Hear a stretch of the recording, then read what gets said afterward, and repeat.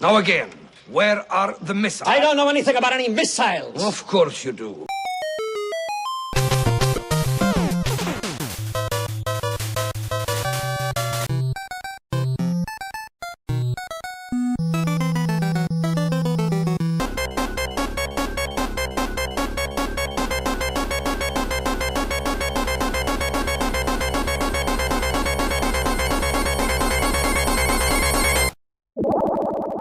This is the Imperial Schools of Honor podcast. I'm Josh Folan. And I'm Jay Baxtron.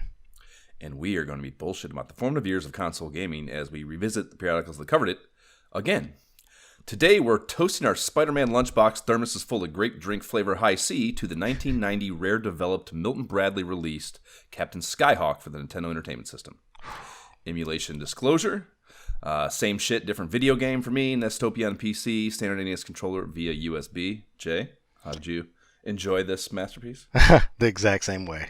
USB, NES-topia. That's dope.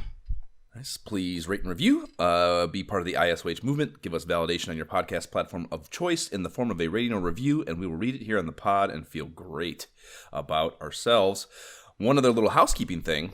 The 1990 Nintendo Power Mullet Counselor Championship Mullet Bowl, presented by the Imperial Schools of Honor podcast, has officially concluded, and we have a new mullet champion. Jay, can you please provide a drum roll?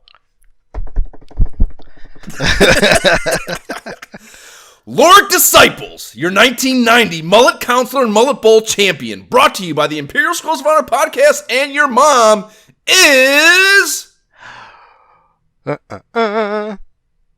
Paul Solved Ultima Reed. Knew it had to be. Coming from the wild card round all the way to the fucking promised land. And was there ever any doubt that a mullet counselor that both solved Ultima and had the gumption to talk about it would topple all that stood before him? Congratulations, sir. Paul. You are a champion, and no one can ever take that or the mullet phase in your life away from you. What are we jamming on now? Jay, what are you jamming on now? Oh, man. I got a few. First of all, as you see behind me, if you're watching on the video. Yes, this looks like a goddamn, I don't know, I can't think of the word, like a fucking fucked up amalgamation of something, like mid to late 90s amalgamation of fucking every like weird but popular IP possible. So the correct answer is Mortal Kombat 11. And yeah, one of the DLCs, actually two different DLCs and like expansion packs, give you access to random characters like Spawn, the Joker, the Terminator, Rambo, a couple others, like it's pretty crazy. But like the game itself, like it's fun if you like those characters. Who the fuck are the bookends here? Who are these dudes? I'm like Shang Tsung, I think, is on the left, and then on the right, I don't know his name. He's a character from like Mortal Kombat 10 or one of the previous ones. Oh, so they're Mortal Kombat guy. I thought I was trying to find a movie or something. Like I was thinking the guy on the left could be the dude from Commando. I see Terminator right if I meant. Yeah. There you go. But yeah, they're fun like for just, PvP type matches to throw in a random fun IP character from your childhood. So yeah, that's fun. But I beat the main story a long time ago. It was great. I played Mortal Kombat 10. I've always been a fan of that series. And I've even dipped my toe into the PvP aspect, but a bunch of other games came out after that, so I kind of just stopped playing it. No big deal. However, during, again, one of those sales, I essentially got all the extra characters and the DLC, like, for a deep discount, like something like 80% off or something, so I paid virtually nothing. And I forgot that I had done this, and so they were sitting there on the back end. I was looking at my Xbox, and I was like, wait, I never downloaded these, so I completely forgot about it. And yeah, it's fun, because I wanted to continue the main storyline when I beat it originally, because it was so fun. So yeah, I started playing that again. What can the fucking storyline of Mortal Kombat be? Dude, I'm not gonna spoil it, but like if you're familiar with the lore of Mortal Kombat, kind of like the different realms and battles that happen, but like this one has a different aspect where time is involved. And so like one of the main characters, who's always been in Mortal Kombat since the beginning, becomes basically like Raiden God status, like through the story. And so it's very unique. It's done cinematically well done. Obviously, you have battles in there. It's Mortal Kombat, but I think the story is actually really good. So, highly recommend. It's more than just the shock value of ripping your guts out anymore. That's definitely there too, but it's not the thing, I would say. Word. So yeah, and then still rolling with NBA 2K22, man. The Seattle Surge continue their romp through the My Team Domination mode led by Prime Kareem Abdul-Jabbar, Lakers LeBron, Scottie Pippen. Are you watching that? Did you start watching that show on HBO? Which show? There's Adam McKay is the creator, directing it as well. A show about the start of like the '80s Lakers. No. I heard really of it good. Though. I thought I've Adam McKay, going into it. I mean, it's the director of Vice and fucking The Big Short and Don't Look Up. Fucking him and his editor are like god. They are filmmaking gods as far as like they have no regard for like straight line narrative. They're so fucking creative in the way they do their filmmaking, but that like I don't know, it's almost like had the potential of like a licensed property to me, like the really? Lakers thing, like it could be very, I don't know, I was a little about it, kind of, I don't know, am I gonna like this or not? And it's John C. Reilly's the fucking lead in it, and that alone should have been like enough, like shut the fuck up and just watch it, but it's fucking good. It's really fucking good. It's definitely on my list. I watched the first 3 episodes are out, and I watched them all, and like I couldn't fall asleep. I was up till like 3 a.m. the one night watching the whole thing. Okay, all right. Released, so it's very good. High praise. High praise. Yeah, so Kareem's in it. What's my point? Kareem's in it is my point. Kareem's like one of the main characters in it. So really, that's what made me think of it. Yeah. Okay. Yeah, I mean, got a lot of love for Kareem. I mean, he dominates on my team. He's freaking. It feels like he's like 7'5", even though I know he's not that tall. Like within the game, he's just like blocking people's shots out of the air, just like taking the ball midair. Like, nope, we're going. He had that 80s skinny too, like so a 7-footer. A 7-footer started in the 90s was a very different looking human being than a 7-footer in the 80s and before. It's just a different kind of body composition. So they look more wiry, and therefore taller. Yeah. But yep, still playing with that. And then Cyberpunk 2077, man. I know I mentioned it briefly in our chat, I think a couple weeks ago. But they got me with the 5-hour trial. It was a free trial on Xbox, and I knew how much of a dumpster fire it was before. I'm like, let me just try it out, because I don't know much about this Cyberpunk genre. Like, I know it had a terrible launch, but let me just check it out. It's free. But man, I was curious, but great strategy of properly finishing a game, releasing the trial, and putting it on sale for like $20. I bought it afterwards. I was like, all right. 10 hours later, I was in, and I was like, yep, give it to me. The only reason I'm not further into it is the same reason that I'm never further into anything, is because of the kids. Like it's clearly a mature adult type of game. There's all kind of stuff in there. There's no way I can play it with the kids awake. So unless I'm willing to just stay up late each night to play it, it's like so it's on the back burner. Unfortunately, is it worse than a Fallout or worse? It's in different ways. Yeah, I mean, it's just the language. Like I don't know if it's worse. It's just different. Like there's no. I'm not willing to have those discussions with my children right now. You know what I mean? And they're just cursing throughout all the dialogue. It's funny that is. I don't know. From the as a non-parent, I hear the initial inclination to not play with them around is like, I'm doing the, I don't know, like my proper parental thing. And then like when you start speaking open and honestly about it, like I just don't want to have to talk about it. I don't want to explain it to them. Well, because I mean, it still is like also violent and gory, and there's sex and like, you know what I mean? It's just all the mature stuff. Like I'm not talking to my 3-year-old or my 7. You know what I mean? Like we're just, yeah. But other than that, like it's good. So when I can actually get away and play it, I'm into that. And then doesn't that have some sort of like online fucking component to it or something? Isn't it kind of no? They talked about it, but I don't think there's an actual co-op aspect to it. But if there is, I haven't found it. Okay, word. But yeah, man. And then Among Us, of all games, I don't know. Have you ever played it? I don't even know what it is. So Among Us was a super popular like mobile casual game a couple years ago, and like it was very popular with like I think a YouTuber or somebody played it, and because they mentioned it, everybody else found out about this small indie game, and it just kind of blew up. It came to Game Pass, and so because the kids all love it, like my daughter's always talked about it because her friends are playing it at school.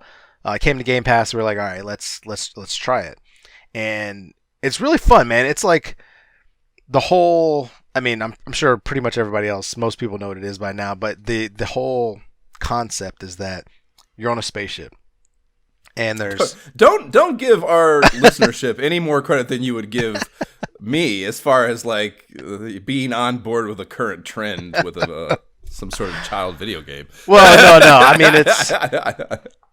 I mean, it's popular with the kids now, but I feel like it was just wildly popular, like 2 years ago. Like everybody knew about it, but it's kind of died off, but still is a thing that people play. So, but we hadn't played it yet.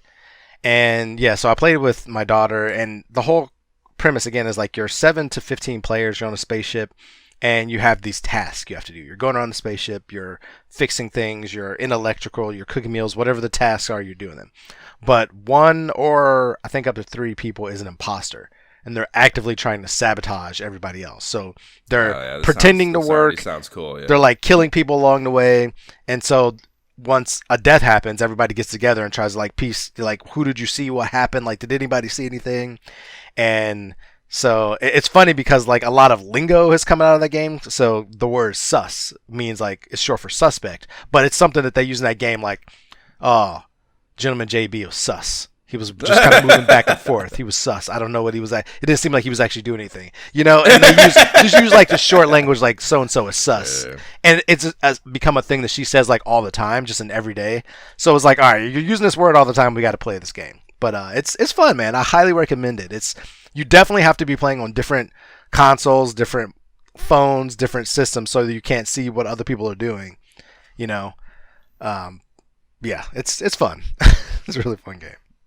And is it like, I don't know, is it almost like Walkabout in the way it does it have like this like a quick pair thing for playing with people outside of your own local network, or however you want to describe it? Yeah, I mean, you could just jump into private matches and like kind of like Demio, where you just give people a code like, hey, and like people can all join, or you can do like a public where it's just like, hey, I'm just going to join one, and there's all kind of like different ships you can choose, also kind of like Demio, where like different boards, like different levels, like, all right, I'm going to choose between these levels with these kind of parameters, and there's little additions and tweaks you can make where, hey, people have different roles. Like there's a scientist, and he has the ability to turn everything off and on to try to like catch the imposter or something like that. Just different modifications you can do to make the game even more fun. Yeah, that sounds cool. I like the sound of that a lot, actually. Yeah. So time to make use of that Game Pass membership and jump into one. It lapsed. Oh no! You're killing me, Smalls. Well, we'll get to it here. But I reached the end goal with Game Pass and was able to move on in life to bigger and better things. It was great. Yeah, I could not finish the game. I couldn't believe how well it timed out. Sure, say more. Let's go. Okay. Well, yes. The thing, the final frontier, if you will, of my Game Pass membership and Xbox playership oh my gosh. Was Outer Wilds, and yes, I had been playing it since our last recording, almost nonstop, and just Jay, so much discovery. There was so much discovery. The game, and I mean, the possibility exists for recency bias, sure, but I feel very good about saying that this game is the greatest caveman video game, flat screen digital experience I've ever had. And I am saying that, yes, better than Subnautica. Real fucking talk, Jay. What? You? Yes. And have body snatchers taking you over? Like, blink if you're in trouble. Like, what's going on? I am battling with the idea, Jay, that this might be the single greatest piece of storytelling and world building I've ever experienced in any medium. And I mean that written, film, game, anything. Hold on. What? Fucking, it's, dude, it's, I mean, I don't know. I'm already fucking tearing up. Whoa. I'll get in, and I'll talk about kind of like how I've coped with finishing it and having it out of my life after I guess I get through this. So, all right. Now, while playing the game, obviously can't play it 24 hours a day. So, numerous times after I really got going in it and got hot and heavy into it, and it really started to fucking hit me and get it. And there's a lot of little things. I can't even, that's the hardest thing. If you start Googling videos of this game, like, there is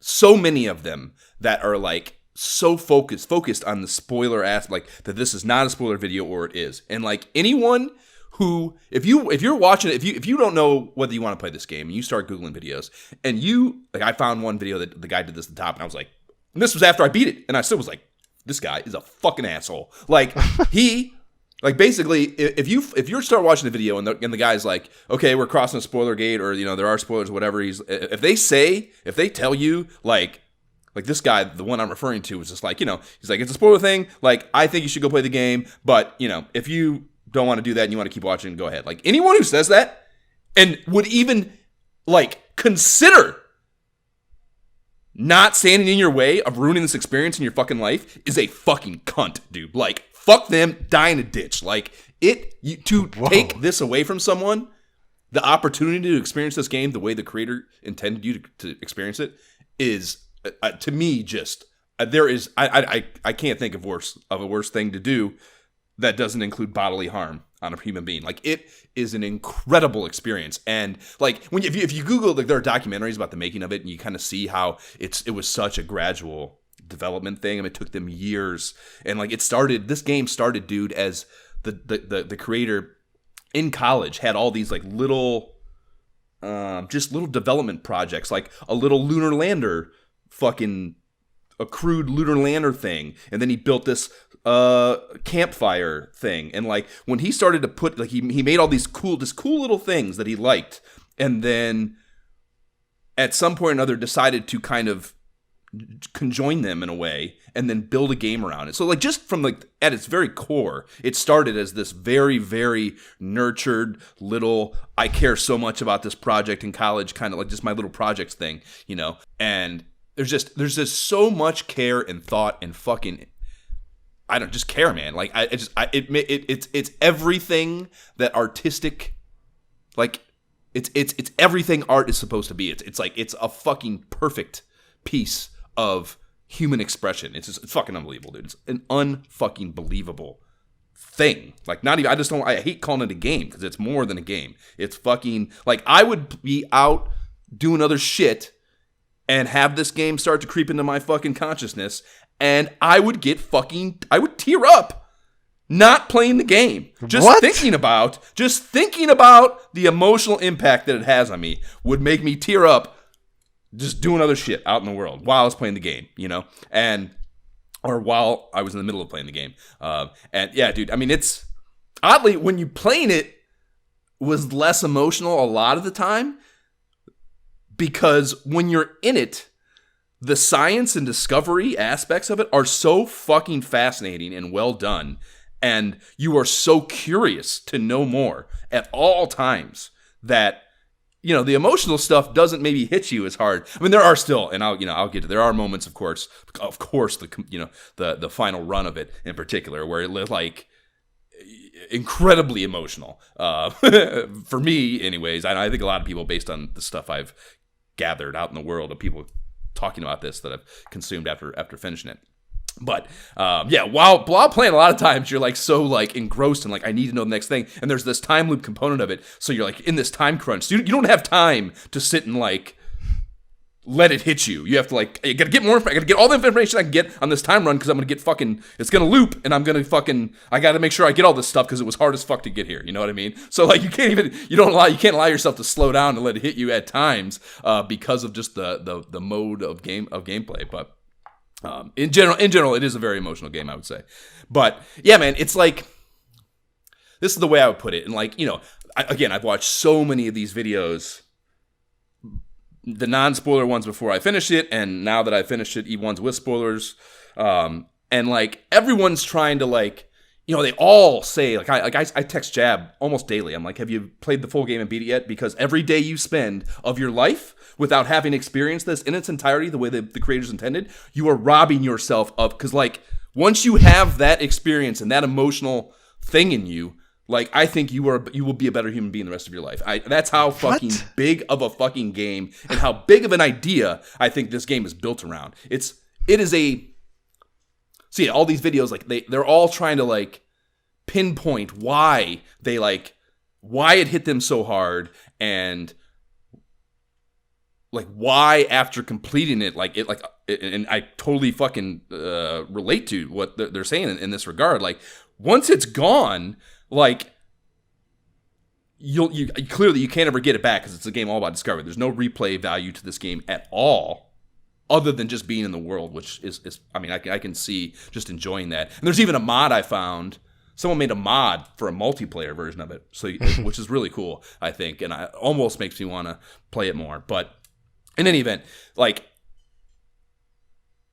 I think the reason it hits so fucking hard is the game, the story, is this really fantastic commentary on man or any organism place in the universe, and the insignificance and shortness of humankind's time in the grand scheme of the universe, and like the inevitability of something like even as relatively small to the universe as an individual star's life cycle, which is, I don't think that's too spoiler to say that. Like, that's what the reason you're in a time loop is because the star explodes, So you're in this 20-minute time loop, and at the end of the time loop, the fucking sun explodes. So you're trying to figure out, you're reliving these 20 minutes, these final 20 minutes of this star system, and you're trying to figure out something. You don't even know what. And like, it gives you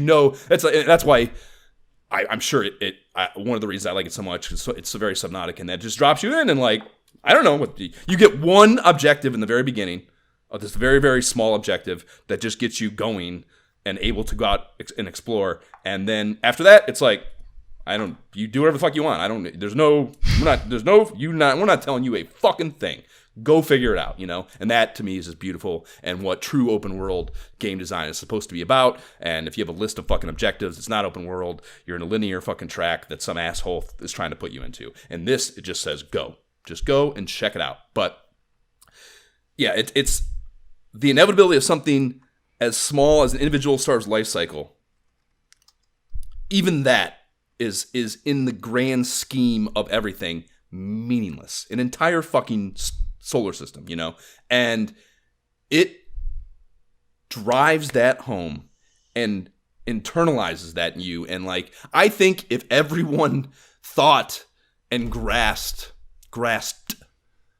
that insignificance better and more, I think everyone on this fucking planet would be a better human being. And like, that's a heavy shit, I know, and I'm fucking tearing up thinking about it. Like, damn. In this game, it's a fucking video game, dude, and it fucking, I don't know, I do not know how you can finish this game and not cry, dude. I really don't. Oh, dude, I'm fucking crying, man. It is so fucking good, dude. It is so good. Dang, yeah, dude. When I finished the game, dude, I bawled. I sat in fucking on this couch and I fucking bawled, dude. It is so fucking good. And then I downloaded the DLC, which fucking isn't on Game Pass. Another example, fuck Game Pass. I had to pay for that, but whatever. I actually felt good giving the creators money directly, downloading it. And the DLC is fucking breathtaking and brilliant and incredible. And they did so much. They like the core mechanic of the game in the base game is this one really, I mean, I don't know. I don't. It's like you can't say it because you can't even explain something that simple. Because I spent so much of the game not getting that was such an important part of it, and that's why it took me so long to really get going. Is the simple, most basic thing maybe in that game I did not think to employ, right? In the way I should have, and that's what kept me was a real barrier to entry for me. I think in getting traction in my first time playing it way back when. But they essentially junk that to some degree for the DLC and do a completely different antithesis of like a core thing about the game, and like just the fact they had the balls to do it and that is incredible, and then the execution of it is fucking flawless, so fucking good. But when I finished the game again, which even the way they do that is fucking crazy good, it's I don't even know how to explain it, but when I beat the game again after DLC, I fucking sat there and fucking cried harder. It's so fucking, dude, it is so fucking good. It is so fucking, oh my God, man. It's so fucking incredible. It's so fucking incredible. And like, yeah, dude, like I just like, it's just fucking beautiful, bro. It's fucking beautiful. It gives me hope for mankind and that the creation of art can really affect others and accomplish something at an emotional level that makes the world better around it. And that it's fucking everything that the creation of anything should be, art or anything. It's fucking, I don't know, man. It's on a whole other level. It's on a whole fucking other level. And like I said, dude, you go out and you Google these videos, you listen to these people talk about it. They spend, and I just rambled for fucking 10 minutes, right? Like these motherfuckers spend an hour in a video and can't. They're just rambling emotional shit that how it like they talk about personal stories about their moms dying and shit. Like they just fucking lose it emotionally trying to, and a lot of them, you know, and I'm not saying I am, but a lot of them can't even after an hour explain it necessarily why it's so good, or you know, and they don't have like really a thesis to their statement. It's just they're so impacted by it that they need to say something. You know what I mean? It's fucking, dude, wow. And you found it on Game Pass. That's great. You heard it here, folks. I did find it on Game Pass. Yeah. I don't know. Maybe we should just take a moment for me to collect myself, Jay. I don't know. Should we move on? I was going to say, I'm like, how do we talk about Captain Skyhawk after this? Like, how do we move on from this? Like, we should have booked it. We should have reversed the order today. Right, yeah. No. I had a few other things too. I did pop into Trevor Saves the Universe to fully 100% that after we last recorded, and do the ICJ, the Important Cosmic Jobs DLC they put out. And so I got every single green power baby in the game. The DLC I wouldn't say is anything special, even to the point that they kind of self-deprecatingly admit within the narrative while you're playing the DLC that they point out it's free and not paid DLC, and you get what you pay for, which is kind of funny and kind of in the vein of the humor of the game and whatever. It's just like essentially a collectathon set in a space station office environment of the company that Trover, your little sidekick, had his shitty job in before joining your quest, you know? So there's some good comedy bits in there, but I'm not, you know, it was very much just like, well, I liked this game so much, I'm going to 100% it, even though this kind of sucks. Situation. Fair enough. Resolution Games dropped the Heroes Hangout for Demio, the themed social environment thing. Have you even seen this yet? What? Jay? No, I have not. Yeah, they dropped it's a basement. So like you can go within the menu of the game. There's a new tab on the left-hand side thing, and you can click on that, and it opens this real old school Yellow Pages phone book. And in the phone book are the different active rooms that have been created. They have a number and they tell you how many people are in there. So you can click on the room and you go into this. It takes you into this. It's like at the top of the steps of this basement going down. And it's a basement with, it's like, I don't know. It's something that would probably have been in like the basement of a popular comic shop or something in the 90s, you know. It does have an attendant. Stuff can be bought here, but it's more just nerds hanging out, you know. There's of course a centerpiece way to enter games of Demio, but it's social. You can hear everyone. It does a pretty good job of like when you're nearby someone, they're louder and they get, so it does a good job of that, of spatial awareness, I guess. There's an arcade cabinet down there that's like a Gauntlet ripoff. Really? What the hell's it called? Yeah, what's it called? But what is the purpose of this hangout space? To just get you to interact more so you can... Right. Yeah. Like, fine. I mean, they're like. I think the intent is to, as opposed to, because the primary. There's a not a Demio. There's a Discord that allows you to do this a little bit, but it's obviously a very different experience than So this is supposed to be like a live interact. Come here and do your okay. All right, I can see that. And figure out who you want to play with and start games. Kind of thing. Like we pulling together a rookie game, or we pulling together a high level run here. Exactly. Yeah, and you can you see it's the avatars just like in the game. They now have a body that you can and there's dumb shit. Like there's a little closet where you can wear shirts and they're all like you can take shirts out and they all have like knockoff 80s, like a Karate Kid knockoff and like Ghostbusters knockoff and like all these little, fun t-shirts and stuff. So you can maybe personalize yourself a little bit. There's the arcade cabinet, there's this little archery, the sucker arrow archery game you can play. Oh, yeah. Okay. They have a film projector on a table and it's projecting the Discord onto the wall. The Discord. That's right. So you can see people talking in the Discord, which is it's an interesting idea. Huh. I do wish it kind of because it only plays the general thread of the Discord. So it'd be nice if there was some way to like change it to the finding a game and the different categories. So you could, especially the finding the game one, because that's the one I most want. It's the one I use at all. I don't really use any of the other ones. And that the purpose of this thing in particular is to, I think, get you into a game in some way, in a more whatever way. And like the find a game Discord would be one way you could look at that in the game and then either type into it in some way from there, or at least open your phone and type into it. All right. If someone's looking for a game there, you could be like, I'm in Hangout 4. Come to Hangout 4, and we'll start the game. Like there should be a way for that, I think, to integrate. So, and like it's a cool idea, and I see why they did it and wanted to build that component of that game world, Yeah. But I think it ultimately, I don't think it. I think I can tell by the way.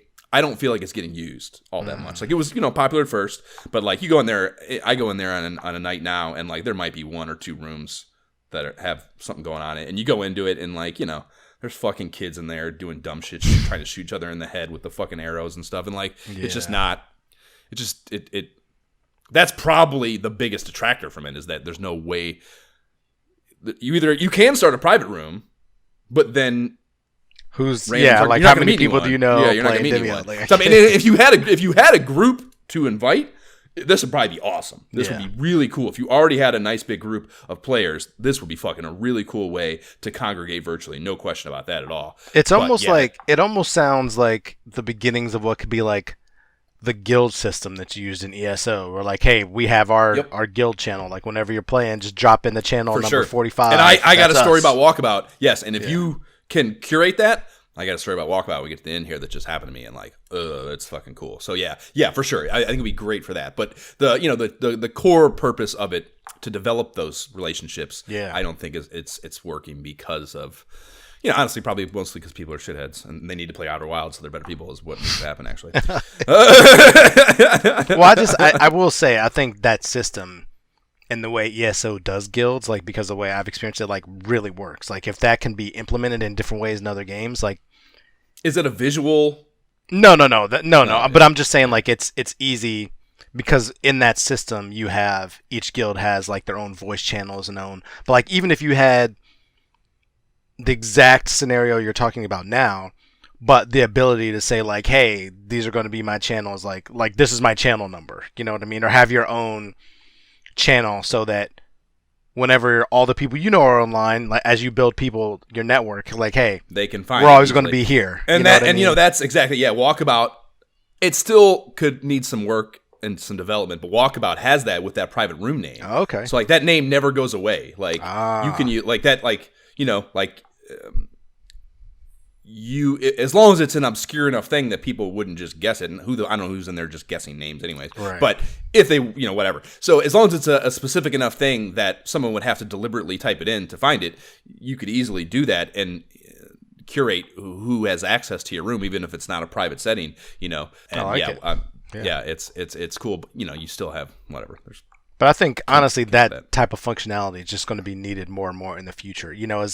As more people continue to play casual and open games, and you're able to stream and do cloud, like you're gonna just need those options to be able to, it's great to meet people, but I got to be able to privatize it. My own private. Some games need private servers. Other games just need a private room. You know what I mean? Just that though. Agreed. So yeah, it's cool, and yeah, I see why they did it. I much rather would have had a new campaign, of course, than whatever development effort they put towards that. I much rather would have had a new campaign.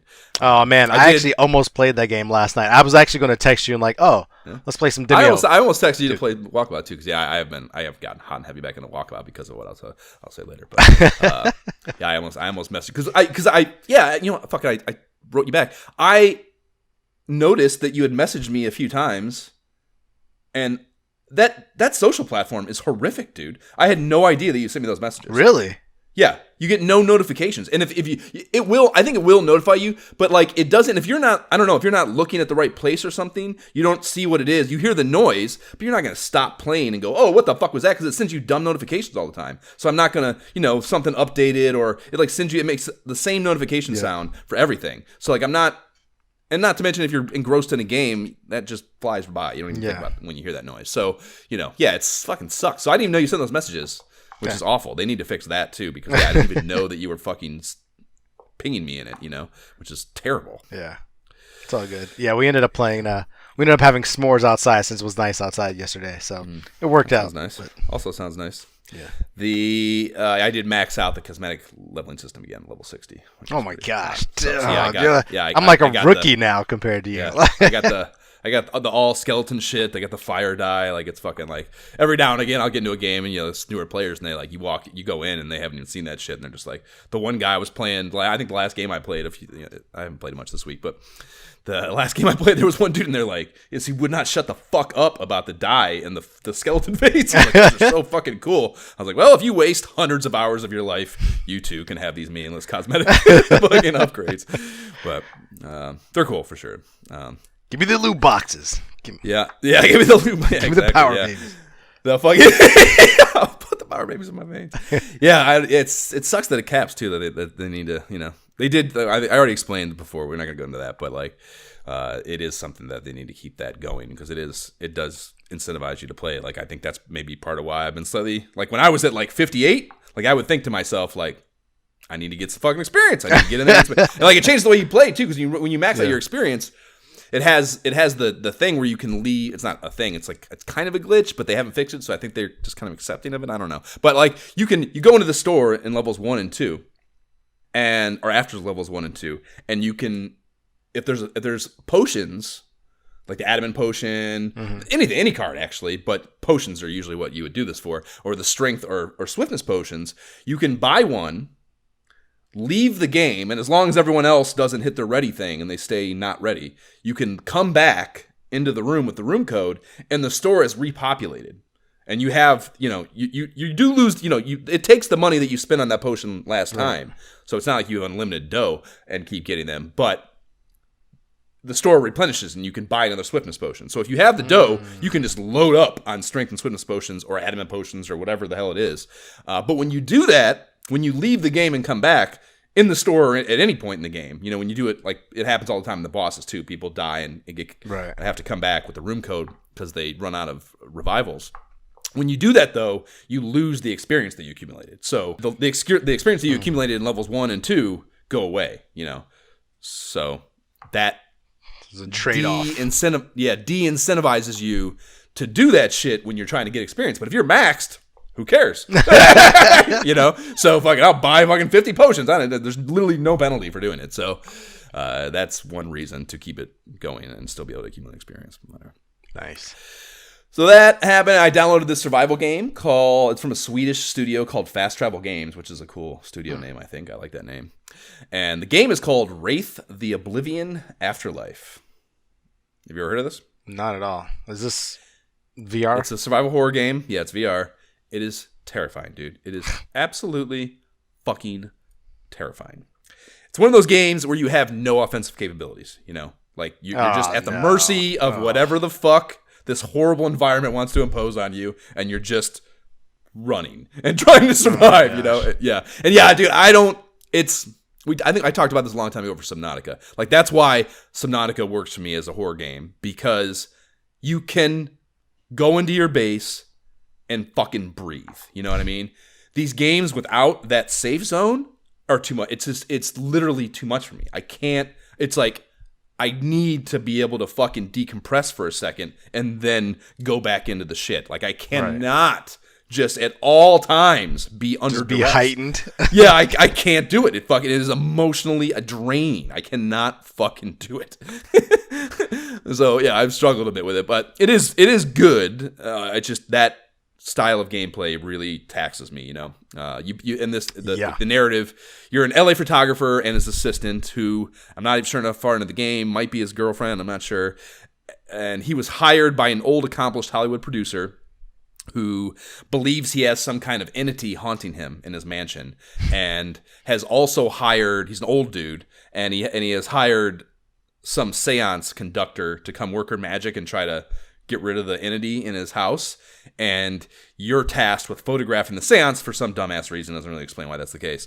But everybody, of course, died during this seance thing. And now you and other things are wandering the mansion in the afterlife and kind of just need to figure out how to proceed in wherever, either in whatever. I don't know. It doesn't really explain it, you know. So, like, you just need to figure out what's next now that you're in dead and in this fucking stuck in the space.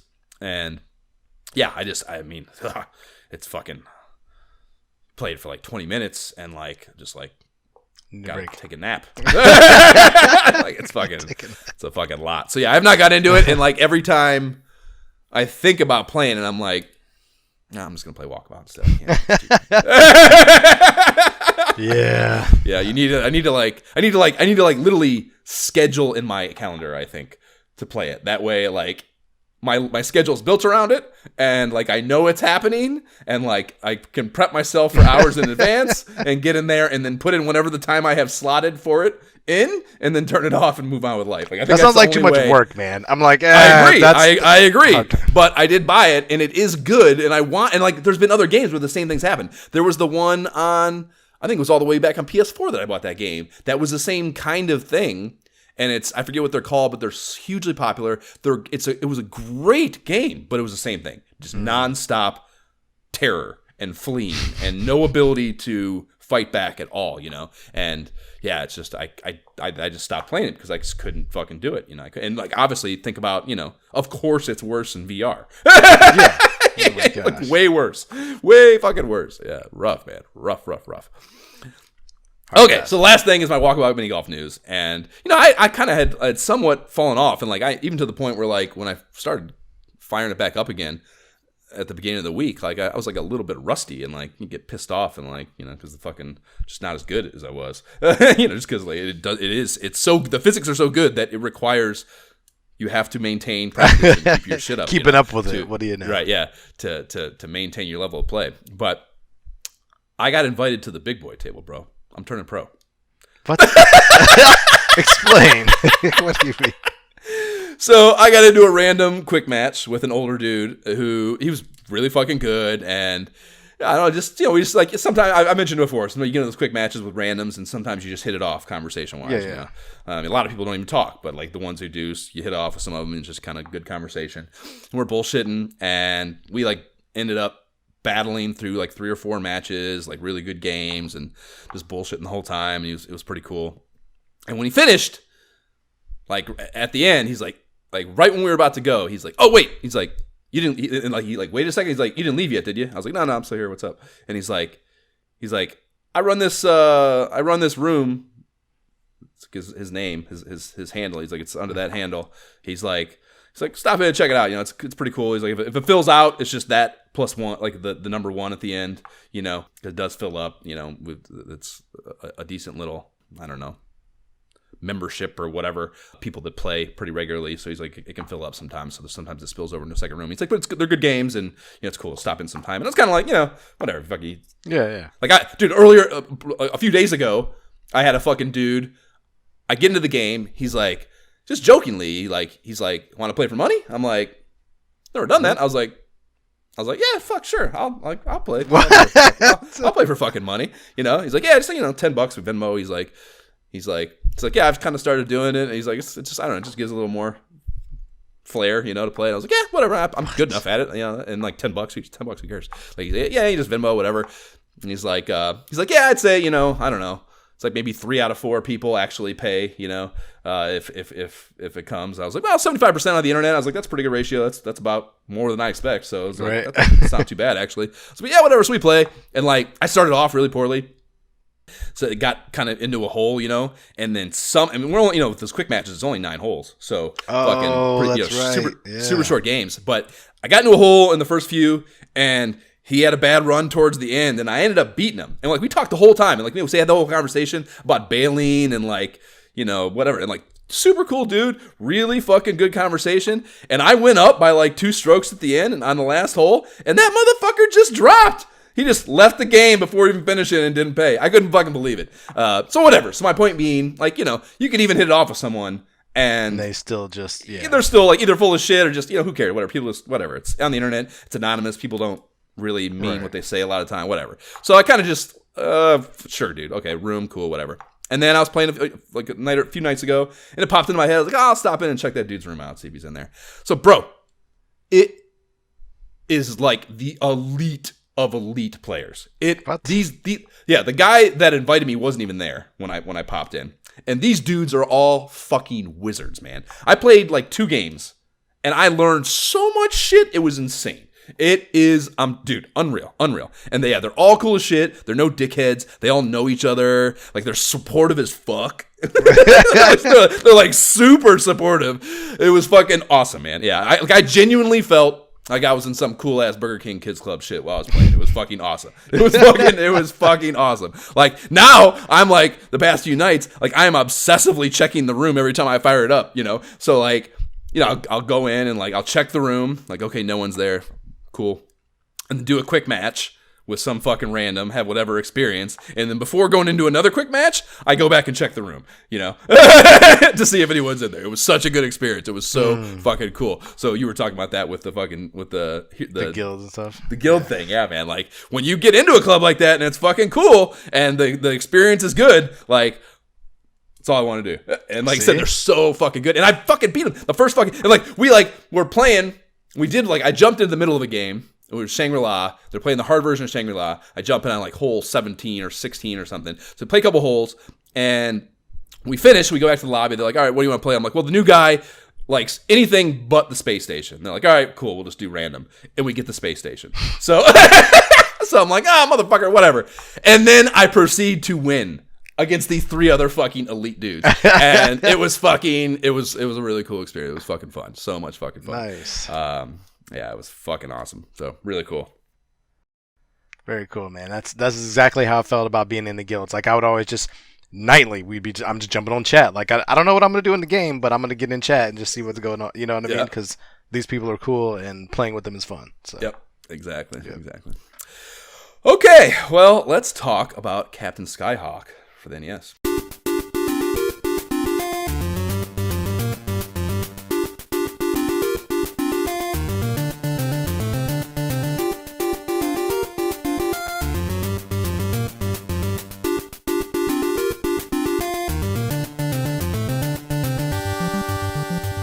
That is the Space Dock Weapon Shop theme, bringing us into Captain Skyhawk. That's a rockin' 80s name. Got me excited a little bit, I guess. Yeah. So, this game is about a situation where aliens have secretly invaded our planet. Their mission? Destroy Earth. as all aliens seek to do. In remote corners of the globe, these evil invaders have built 4 land bases, each designed to drain Earth's energy and feed, that's in quotations, it to their space station. In just a few days, the power drain will be complete. Then the alien space station will vaporize Earth with a deadly blast. Only you can stop this horror. You must fight the alien forces, destroy the enemy bases, and blow up the alien space station. But how? Our scientists have created a special fighter jet just for you. The F-14 VTS. What kind of game is this, Jay? What kind of game did you enjoy playing this time? It is a scrolling flying shooter. Definitely not a sim, but has some sim aspects, you know. It is. There's a lot going on. There's it'd be almost hard to define it because there's it has the Top Gun aspects to it. We'll get it. Yeah, we'll talk about each one has its own gameplay thing, so we'll talk about those. Yeah. So this was released in 1990 or June 1990, and there's no day specifically to be found anywhere. The first interesting thing I saw on this month in history went down on June 4th when this is pretty cool actually. The New York Telephone Company announced it wanted to assign the area code 917 to cell phones and pagers in Manhattan and the Bronx to alleviate a severe shortage of numbers available for Manhattan. So yeah, I think this will be very interesting for anyone in New York at all. Any exposure to New York would be very cool. So this was apparently a new thing at the time. And, seeing as numbers for devices that were not landline phones was a relatively new thing to begin with. And there'd never been a need for this. They coined the term for it. Overlay area codes was like what they called. They designed this system. It was the North American Numbering Plan. It was instituted in 1947, right? And they made all 5 boroughs, NYC boroughs 212, and this is in 1947. And in 1984, the area code 718 was introduced to cover Queens, Brooklyn, and Staten Island, and reducing 212 to just Manhattan and the Bronx, right? So their request was denied by the New York Public Service Commission. And in 1992, the Bronx would get absorbed into the 718 with the 917 overlay code being assigned to all of NYC for cellular devices. So in 1992, that happened, right? So 718, or rather the Bronx becomes 718 with the other boroughs, Manhattan stays just 212, and then 917 gets assigned to all 5 boroughs as a cellular area code. And then on February 4th in 1990, everyone's cell numbers were just changed to the 917 area code, whether they liked it or not. Sorry, check that. Back in 1992, rather. Everyone's numbers were just changed to 917. Like, there's one day your number was different, which is fucking hilarious. Especially for people, like in 1992, well, I mean, pagers, no. But anyone with a cell phone in 1992 was a rich motherfucker. So they were probably like, fuck you, you're not changing my number. So that was probably a funny. How often were you using a cell phone in 92? Like unless you were Gordon Gekko type, like how, you know what I mean? Like that's what I mean. Rich fuckers probably using it all the time. They had the fucking thing in their car, just like that thing that was in the. Remember the thing in the car? It was like a whole part of your console. The whole system, man. It had the cord. It had the fucking cord and everything, dude. It was the whole deal. I remember being in a car with somebody with that, being impressed, like, whoa. Yeah. I'm sure they pulled it out just to flex, like, oh, let me call your parents. For sure. Who would you like to speak to in the year? It's the first thing you do. A girl gets in your car, you go, who would you like to call? Right? I'm going to call the restaurant ahead. Yeah. Yep. No, probably a lot of really funny stuff. That sounds like a fantastic short film concept. Is a 1990 car phone user is probably a really funny little premise for a skit. In any event, so shortly after this decision, the FCC ruled area codes would not be restricted to particular types of service, but rather they would just be area-based, and even after stating that or making that decision, the 917 area code would remain grandfathered as this cellular-specific number, which is why I have a 917. Yeah, I remember that. I have a 917. My work number, my Google number is a 917 number that I keep because it essentially roots me in New York, even though I still have my 614 phone number from college that I've always had, Right. So, I mean, it's fucking just fascinating to me. I really thought that was interesting that they fucking, like, all that juggling and that that is the only one in the entire United States that remains dedicated to that exclusively. It was really interesting to me. It's another example of just New York privilege. For some reason, I don't know. They're allowed to do it. New York's different. We're locking them in. Yeah. Jack Kevorkian. Do you remember this dude? Oh, yeah, of course. Dr. Death. He helped a woman in Oregon commit suicide on the 4th of June, and it sparked a national shitstorm over whether he was a murderer. And it's funny that this had cropped up here because the Time Suck podcast I listened to, Time Suck with Dan Cummins, just did an episode on him. Like, I think it was this week's. And dude, holy shit, is he have a fascinating story? The dude is fucking like, this guy has had a crazy ass. I mean, I guess you would probably expect somewhat that he had a crazy life given what he ended up doing later on in it. But very interesting story. Really, a very good listen. I highly recommend. If you remember who that is, you will. There's no chance in hell you will not enjoy that listen. So go listen to that. The new episode of Time Suck. And then on the 12th of June, Mariah Carey's debut album, Mariah Carey, was released. And I just thought it pretty insane that someone would release their very first album as their name. You've accomplished literally nothing at this point. And it just seems very pompous to me. Like, we're just getting our name out there. Like, we're just going to do it. It's going to be Mariah Carey. But your name's already on the album. Like, that's not it either, man. Because your name's already on the album. Like, no one is going to say the name of your album and not say Mariah Carey's album, whatever the name is. Well, no, that's what they always do. It was like, their self-titled album. That's what they always said, you know? Right. Which that's fine. You're still not that's saying fine. the name. That's fine if you're an accomplished artist. But if it's your first album, fuck you, Jay. No, that you need to come up, you need to do something creative and express yourself and define who you are as an artist. Like I think that's a big part of defining what you're going to be. But maybe that's what you're doing. You're saying this is Mariah I am Carey, a pompous twat. I'm just saying, but if it's your first one, unless you genuinely think you're the shit and like this is your telling world, you could just be like, I created all this art. Here it is. This is me. This is representation of my art. I'm trying to give the benefit of the doubt. You always got some fucking positive spin on some shit that's not positive.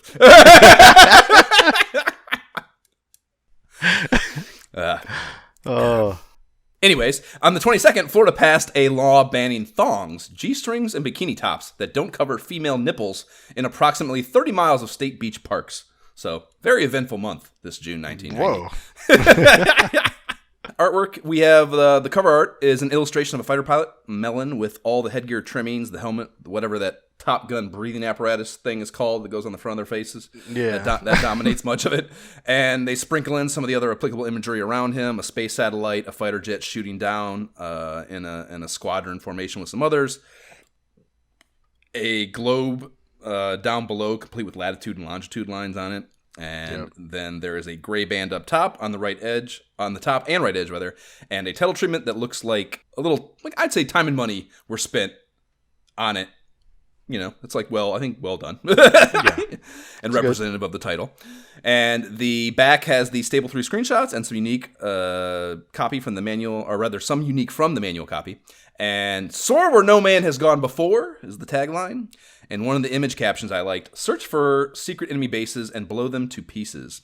And the phrase blow them to pieces is, I don't know, it's very something. It's very, very 90s, very kid-minded. Oh, yeah. I'm very familiar with that. Like, yeah, blow them to pieces. That's what you do. Right. But it's definitely antiquated. It's not common vernacular any longer, you know. Oh yeah, it's like blowing them to smithereens. My son last night came home and said that because he was cracking up, and I'm like, where did you hear that? He's like, at school, and this thing. He thought it was so funny. He's like, smithereens. What kind of word is that? It's like, yeah, people don't use it anymore. Yeah, that's great. Yeah, cool. The manual, which will be in the show notes, as it always is 24 pages, including the covers, and Milton Bradley is coming correct here. It is full color throughout in both artwork and screenshots, and on the inside cover is one of those weird congratulations blurbs from Milton Bradley. Congratulations! You now own the exciting air combat fantasy, Captain Skyhawk. This action-packed search and destroy adventure has been specially programmed for use in your Nintendo Entertainment System. Please read this manual carefully as you learn to play the game. And yeah, is this a fantasy though? I don't know. Fantasy is it is because it's fantastical. I mean, aliens coming and destroying the Earth. It's sci-fi. And is not all sci-fi to some degree or another fantastical? I suppose. If we really fucking split I hairs. suppose if your fantasy is to like to be a fighter pilot of any kind of way, this could be fantasy. So, Yes. so fine. Fine. But yes, I always think it's hilarious when these fucking things congratulate you for paying them $50 or $60 for their game. Hey, they gotta encourage that, make you feel good about it. The Like hype. you love this, you're Yeah, great. Look at this. Yeah. Yeah. Pump the hype. After a couple of synopsis objective pages, we get to 2 pages titled The Battle Plan. And it is 9 missions are outlined in the old school dot matrix printer style paper, or on the old school dot matrix printer style paper, where you had to like the form feed holes on the side edges you had to rip off after they came out of the printer. Yeah. And that's oh my gosh. Yeah, that's a really nice, cool touch. And they are... all the missions, are all relatively samey and in line with the expectation of this being the format of the game. You have a land mission where you destroy an enemy base, you pick up something or drop off something, and then... or destroy the base. And then you have an air-to-air combat sequence that's kind of dogfighting, a little simulation-y, and then we have the dock with the space station sequence. That gets you into the fucking shop. And the 9th mission is simply destroy enemy space station, though. So they nixed all the tiers. I thought that was interesting. And then page 9 is titled Weapons Chart and has a breakdown of your offensive firepower, so we can go through those. And we have a cannon, we have a Phoenix Air Intercept Missile, we have a Maverick Air-to-Ground Missile, and then we have Hawk Bombs. And the cannon is unlimited ammo. The others are purchased at the space station as needed/desired. So you have a limited number of those within gameplay. And they managed to work all these into the gameplay at once without having to cycle through them with the select button or any shit like that. And I think that is a very impressive feat. I do remember reading this thinking the same thing. And then in gameplay, like, all right, so I'm just doing a light tap here instead of the whole tap? No Batman shit where you have to hit the start button to go through your fucking weapons, and that's very cool, I think. It does... we always say, you got to read the fucking manual. You can't play these games without reading the manual. Don't think you can. Whatever. Mm-hmm. It did make for, when I first played it, like, I had no fucking clue what was happening with those weapons. And, you don't even know you have different weapons, I don't think, necessarily playing the game, until you go to the shop and you see that you had different weapons, and you can buy ammo for each one of them. And I was definitely like... I just didn't use them, and like I was so paralyzed with confusion that I didn't even use them at first. So you have to read the manual to get this. But if you do, the idea that they can work this all in is a very cool mechanic implementation. I think you press A for the cannon, so that's like your basic bitch firepower, and then you press B lightly, press twice, and then or press and hold are the different ways they work for the 3 weapons. And even reading it and having like. So I read it, and I haven't implemented it yet. I'm reading it thinking to myself, like, how well is this going to work? Right? Well, even in the game, I felt like that. I was like, wait, is this the tap one, or am I holding? Like, it just... It's a lot to juggle mentally, especially, and like... while you're flying around trying to avoid stuff, to be like, oh, wait, is that a tap? Oh, no, I dropped it, and there's no one there. Yeah, there's a, we'll get to that, the gameplay stuff, but I almost want to say it doesn't matter. So we have a couple pages after that of standard HUD stuff, and the system explained here for the economic system was notable to me. You get 1 credit for every kill managed while playing, and those credits are then available for use in the space station supply depot at the end of the mission. And I hear that. I don't have an exact math formula for you, even after playing the game. The same way. I don't exactly. It's definitely not just 1-to-1. I would kill things, and then afterwards, I'm like, I feel like I should have got more. I don't know exactly how it computes it, but there is correlation, no question. But the exact math problem, I don't know. The next 8 pages are dedicated to explain the various unique gameplay scenarios you'll encounter, and this is really done well and a testament to the importance of manual consumption before playing an NES game. So. You just in the destroying enemy bases situations, you have dogfighting, you have space station docking, you have weapon depot commerce, you have supply drops, you have scientist pickups, you have alien space station destruction, and lastly, entering your high scores, the most important, of course. And you get a full page explaining how the fuck they all work, So it does a very good job of like, this is how this mode of gameplay works. Yep. Next topic, And just some of the things I clocked here. The speeding up and slowing down mechanic for avoiding enemy chase planes in base destroying missions is, I think, especially in hindsight, a particularly critical thing to know. When you're doing those land missions where you have the dogfighting things that I told you I liked so much. If you don't know that, and I didn't at first, you change. It makes it very difficult. It makes those particularly difficult to not understand that and understand how to do it. And like you have to hold down and hit select to slow down, and then up and select to speed up. And you just never assume that in a million years playing the game, So you have why would you do that? Like you're involving the select button again. Right? Yeah. So between this and the weapon use stuff, they're jamming an awful lot onto an NES controller here, and it's sink or swim, baby. Let's see what you got, Rare. That's where I was after reading the manual, and we have. Towards the end here, full pages for both notes and high scores, and I always dig when they include that shit. And then the back cover has a Milton Bradley game counselor hotline number, and those Samaritans are available 8 a.m. to 4:45 p.m. Eastern Time, should you need their guidance. Maybe, Jay, did you try to give them a call when you were having difficulty? Dude, no. That would be great. If I called that number and it's some random number like, no, we don't support this game anymore. What are you talking about? Yeah, that would have been fun though. I wish I would have thought of that. Just to see if it was still an available number and who would answer. It definitely, it's probably a number. Clearly it's not a game console, I would not expect, but still. It's highly doubtful that it's Milton Bradley of any kind, and it's absolutely. But like Milton Bradley still exists, so like if that's still a number though, what is it like? Who does it route to? That's what I'm more curious about. Like, is this the board game division now? And they're like, what are you talking about?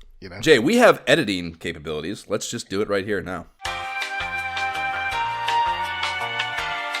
413-525-3545. Oh man. Oh, it's only Monday through Friday though, so we're definitely not gonna work. But we'll still see what happens.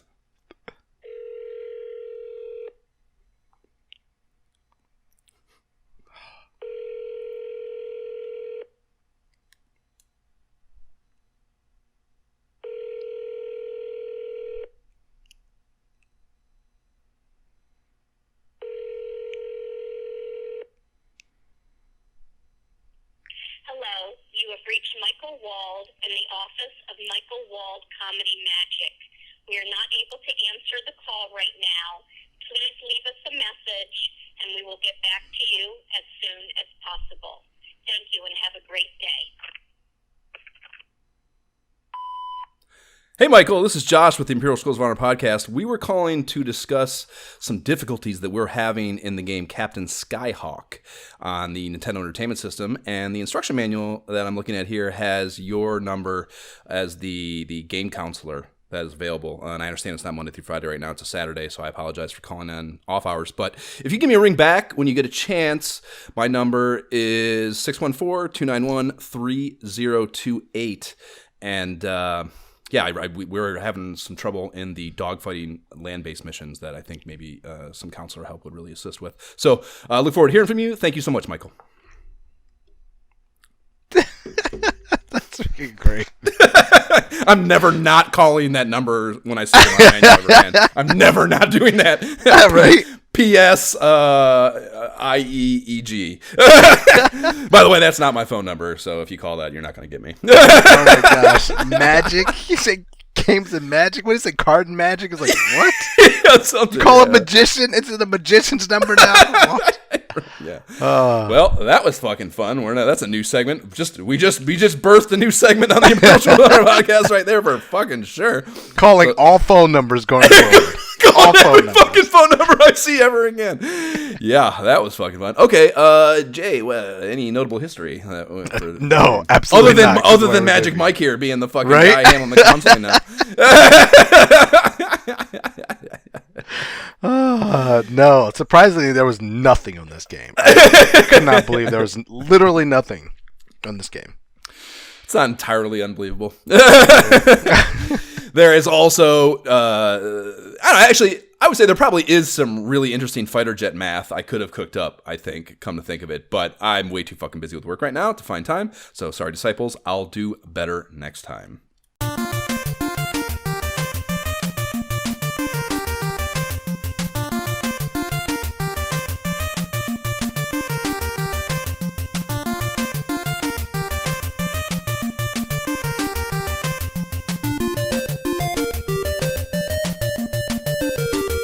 That is the high score theme of Captain Skyhawk, bringing us into the playthrough of this baby. And the title screen's up first.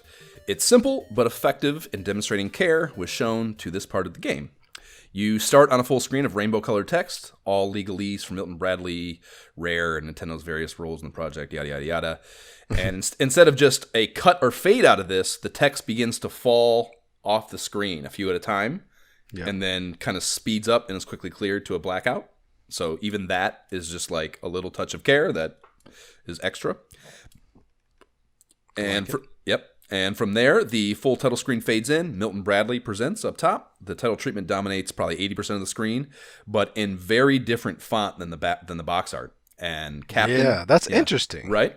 Captain is in cursive, and then Skyhawk is broken up into 2 lines, and it's a blocky font that acts as a cutout to allow some artwork below to be seen through the letters, which is also cool. And it's a fighter plane and a pilot in a cockpit behind it, and yeah, I mean, this all exists in what, in my opinion, is very, very close to the Starfield screensaver included in Windows 3.1. Just small gray specks flying towards the screen around the edges of the title treatment, you know? Yeah. So a lot of fun stuff going on there.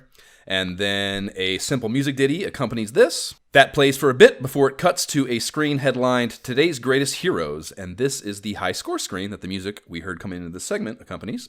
And I couldn't find anything about this having been made in an arcade cabinet prior to coming to Nintendo. And I just don't see why this was included in a game like this that was developed exclusively for the NES, you know. And that's above and beyond.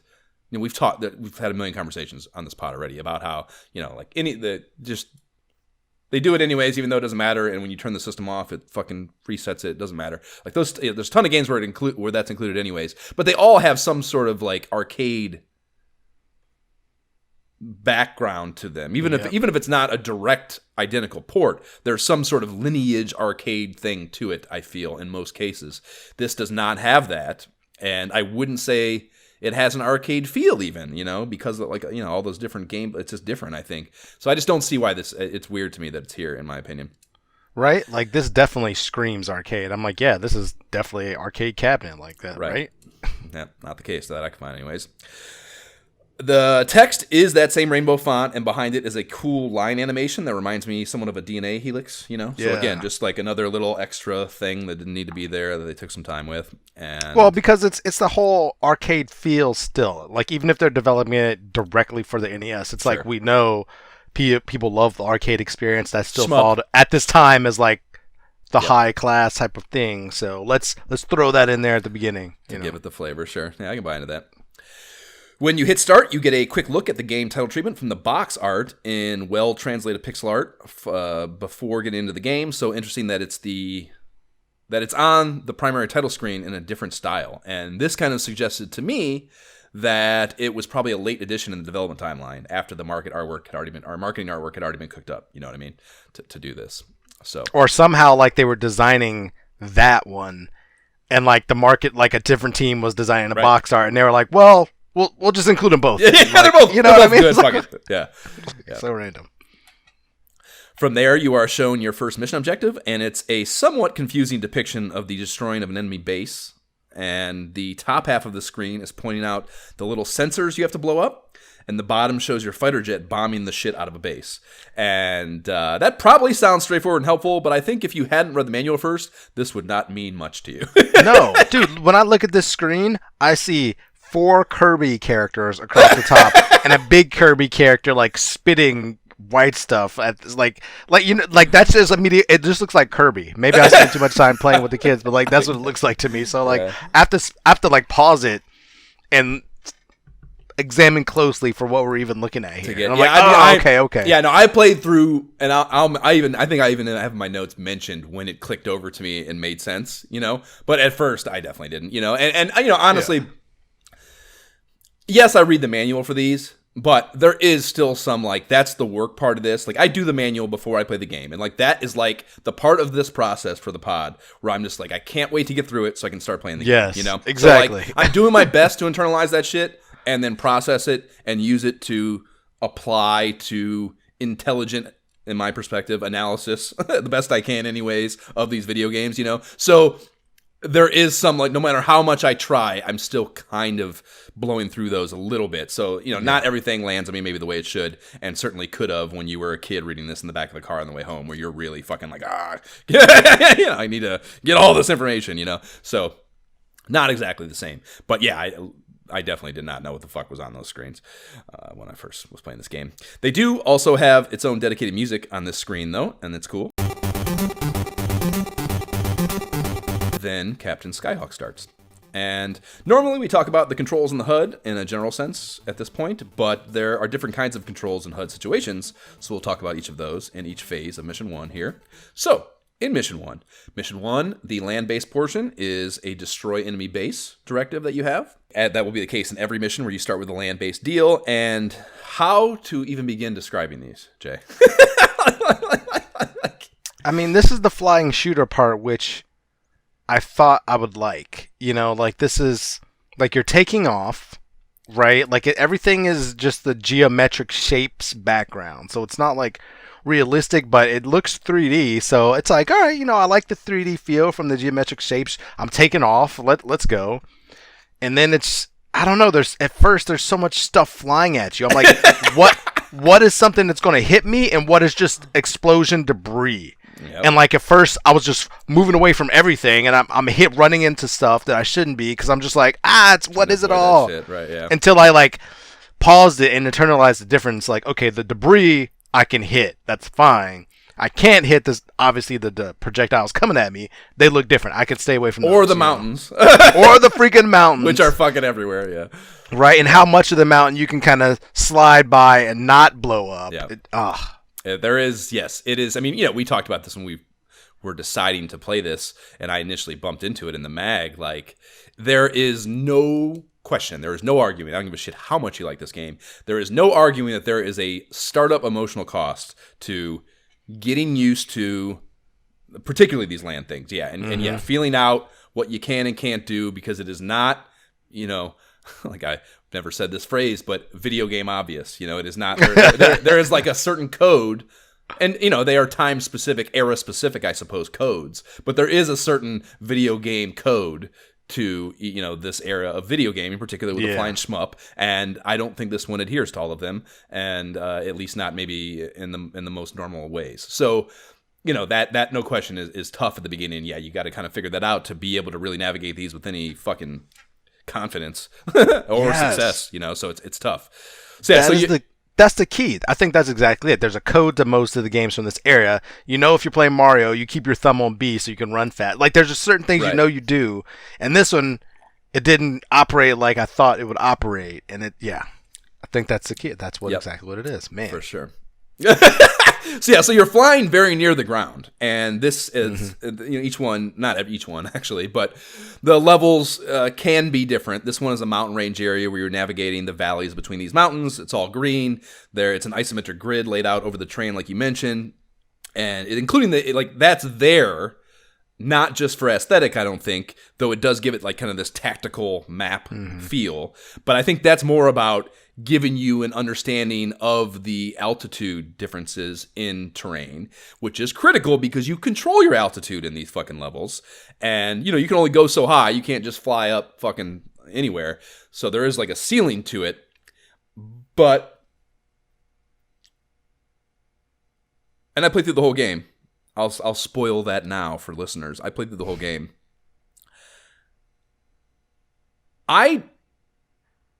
Is there a reason to ever not fly at the maximum altitude? I was going to ask you the exact same question. I was waiting for you to finish, but I almost cut you off to say, but Josh, is the exact question. There's no reason. I don't think there is. That's what I found. I even tried it, and I went lower, and I was like, why? Why would I do that? There's more stuff to run into. The only reason you do it is, I think, because you can control it, and it adds difficulty because it's just down, or up, sorry. So if you hit, like you're playing, you're fucking, it's fucking frantic as shit playing some of these land missions. So like, just fucking whacking your thumb around that fucking D-pad, you're gonna hit up a little sometimes, and like you're like, oh shit, you gotta pull back up, which I almost want to say as that comes out of my mouth. Maybe that's the reason. That would be if you were flying a jet fighter that close to the ground. probably same kind of shit happens. You know, so, like I'm not a pilot, certainly not a jet fighter pilot, but I bet it's kind of frantic like that. You know, so I guess I can kind of feel that maybe it was mildly intentional, but yeah, I definitely did the whole game like not sure whether I needed to ever dip lower. You know, I don't like you fly over enemies sometimes instead of getting them with their gunfire, and like I don't even know whether I'm blowing them up. Like there's a lot of times where you can hit a thing that is seemingly on the ground with your cannon fire and or what I'm pretty sure I'm using the missiles that are not, well, they're air-to-ground missiles. Maybe you can't even use the air-to-air ones in land missions, perhaps. Maybe that's the answer to this question. That all your projectiles in the land missions go to the ground, and you can't even... Instead of hitting the... Well, because I feel like sometimes I hit the flying one, though, but that kind of makes more sense, because I would have the exact same experience. Like, I'm not hitting... I'm not sure, right? Yeah. And the thing is, too, you're just holding that cannon button.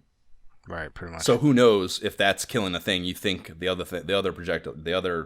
B projectile. I wonder if it's also a strategy thing, like the ability. Of course, if you're flying a plane, you're differentiating yourself from other flying shooters that have no depth by being able to do that, even if it's not particularly helpful. But I guess it would be helpful because we know in the manual that you get more power-ups, more weapons for killing more enemies. So if there's ground enemies that you could easily just kind of fly over, maybe you need to go low to ensure, like if you were going low and controlling your speed to try to hit everything, you know, you could employ a completely different strategy if you had the time and patience. If time and patience. And time and patience, I guess is the word. Yeah. So, that's how they work. And then you do have a HUD at the bottom of your screen. There it lists your altitude, your speed, which is labeled POW, POW. And you have your fuel meter and airspeed counter next to your speed meter. And you have your lives remaining. And you have the counts on all 3 non-unlimited weapons. And a score counter as well. So, typical fighter plane stuff. And you do start on a runway, at least that's what I interpreted it as, so it's good to hear you say the same. Set at the bottom of the wide valley area, and as soon as the runway ends, the shit begins. And there is a small mound of something there, and the center of it opens up and shoots a projectile into the air. And this is like the first enemy you encounter, right? And it's not really shot at you, it's just more kind of lobbed straight up in the air, and you need to avoid it, And I think this is the first of many enemies I'm not sure we'll be able to say much about. Like... Right? I'd call them all kind of just like different jumbles of sprites that they all kind of lob their attacks, and it's the same sprite for every one of them. So you can't even when it gets really busy, it's all the same projectile sprites. Mm-hmm. So it's and even the ones that do have different flight paths because they're different sprites. It's just there's a little bit of just randomness to it that makes it not the best experience, I guess, as far as flying shmup shit goes. And there's other ones here. There's what I'd call wind turbines that can move around. There's RC Pro-Am cars. There's helicopters. And they all kind of buzz around in a predetermined jitter, I might call it. Like it's like a very centralized movement pattern. They don't have a lot of like back and forth or left and right or just kind of limited. Yep. And I do feel like it's a bit random when you actually get shot down by one of these fucking things, and that that often the projectiles even would pass right through my sprite at times. So and it's tough because you have that altitude difference or altitude variance rather. So like I don't even know if you can criticize them for it. Like, is it just a lower projectile? Like, and that can explain it. And like the tough thing is there's just no way to interpret that as a player, you know what I mean? So it just feels random, and that never feels good for a video game. So regardless of what the intent is, I think the interpretation for most are going to be that, and that is a tough aspect of the gameplay here. So for me, I don't know about your strategy, Jay, but really the thing is just keep it moving horizontally, not like as long as you like really do intentionally avoid the obvious dangers and you keep yourself moving, you cannot stay stationary. Like they must have some level of homing capability and some level of detection. They are not just firing randomly, because you stay in one spot, you are going down for sure. So if you keep it moving and you do make the effort to avoid things and don't run into fucking mountains, like, you can get good at this. You still will have some deaths that are kind of like, how the fuck did that happen exactly? But I did feel a increase in competency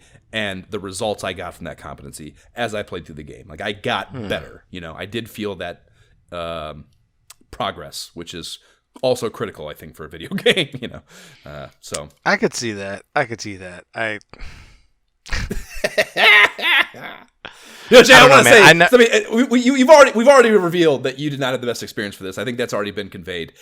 I was waiting because we had this week where we didn't mention that. We were supposed to record last week. Jay had technical difficulties, so we did not record. So we spent a whole nother week after we already took a long time to get this fucking episode, even if we'd recorded last week. So we had a lot of time to play this game, and we had not spoken at all about the video game between last week and now. I was kind of waiting / kind of hoping / thought how interesting it would be for all the shit you have talked up to that point for us to get on this week and you to go like, I played it more, and okay.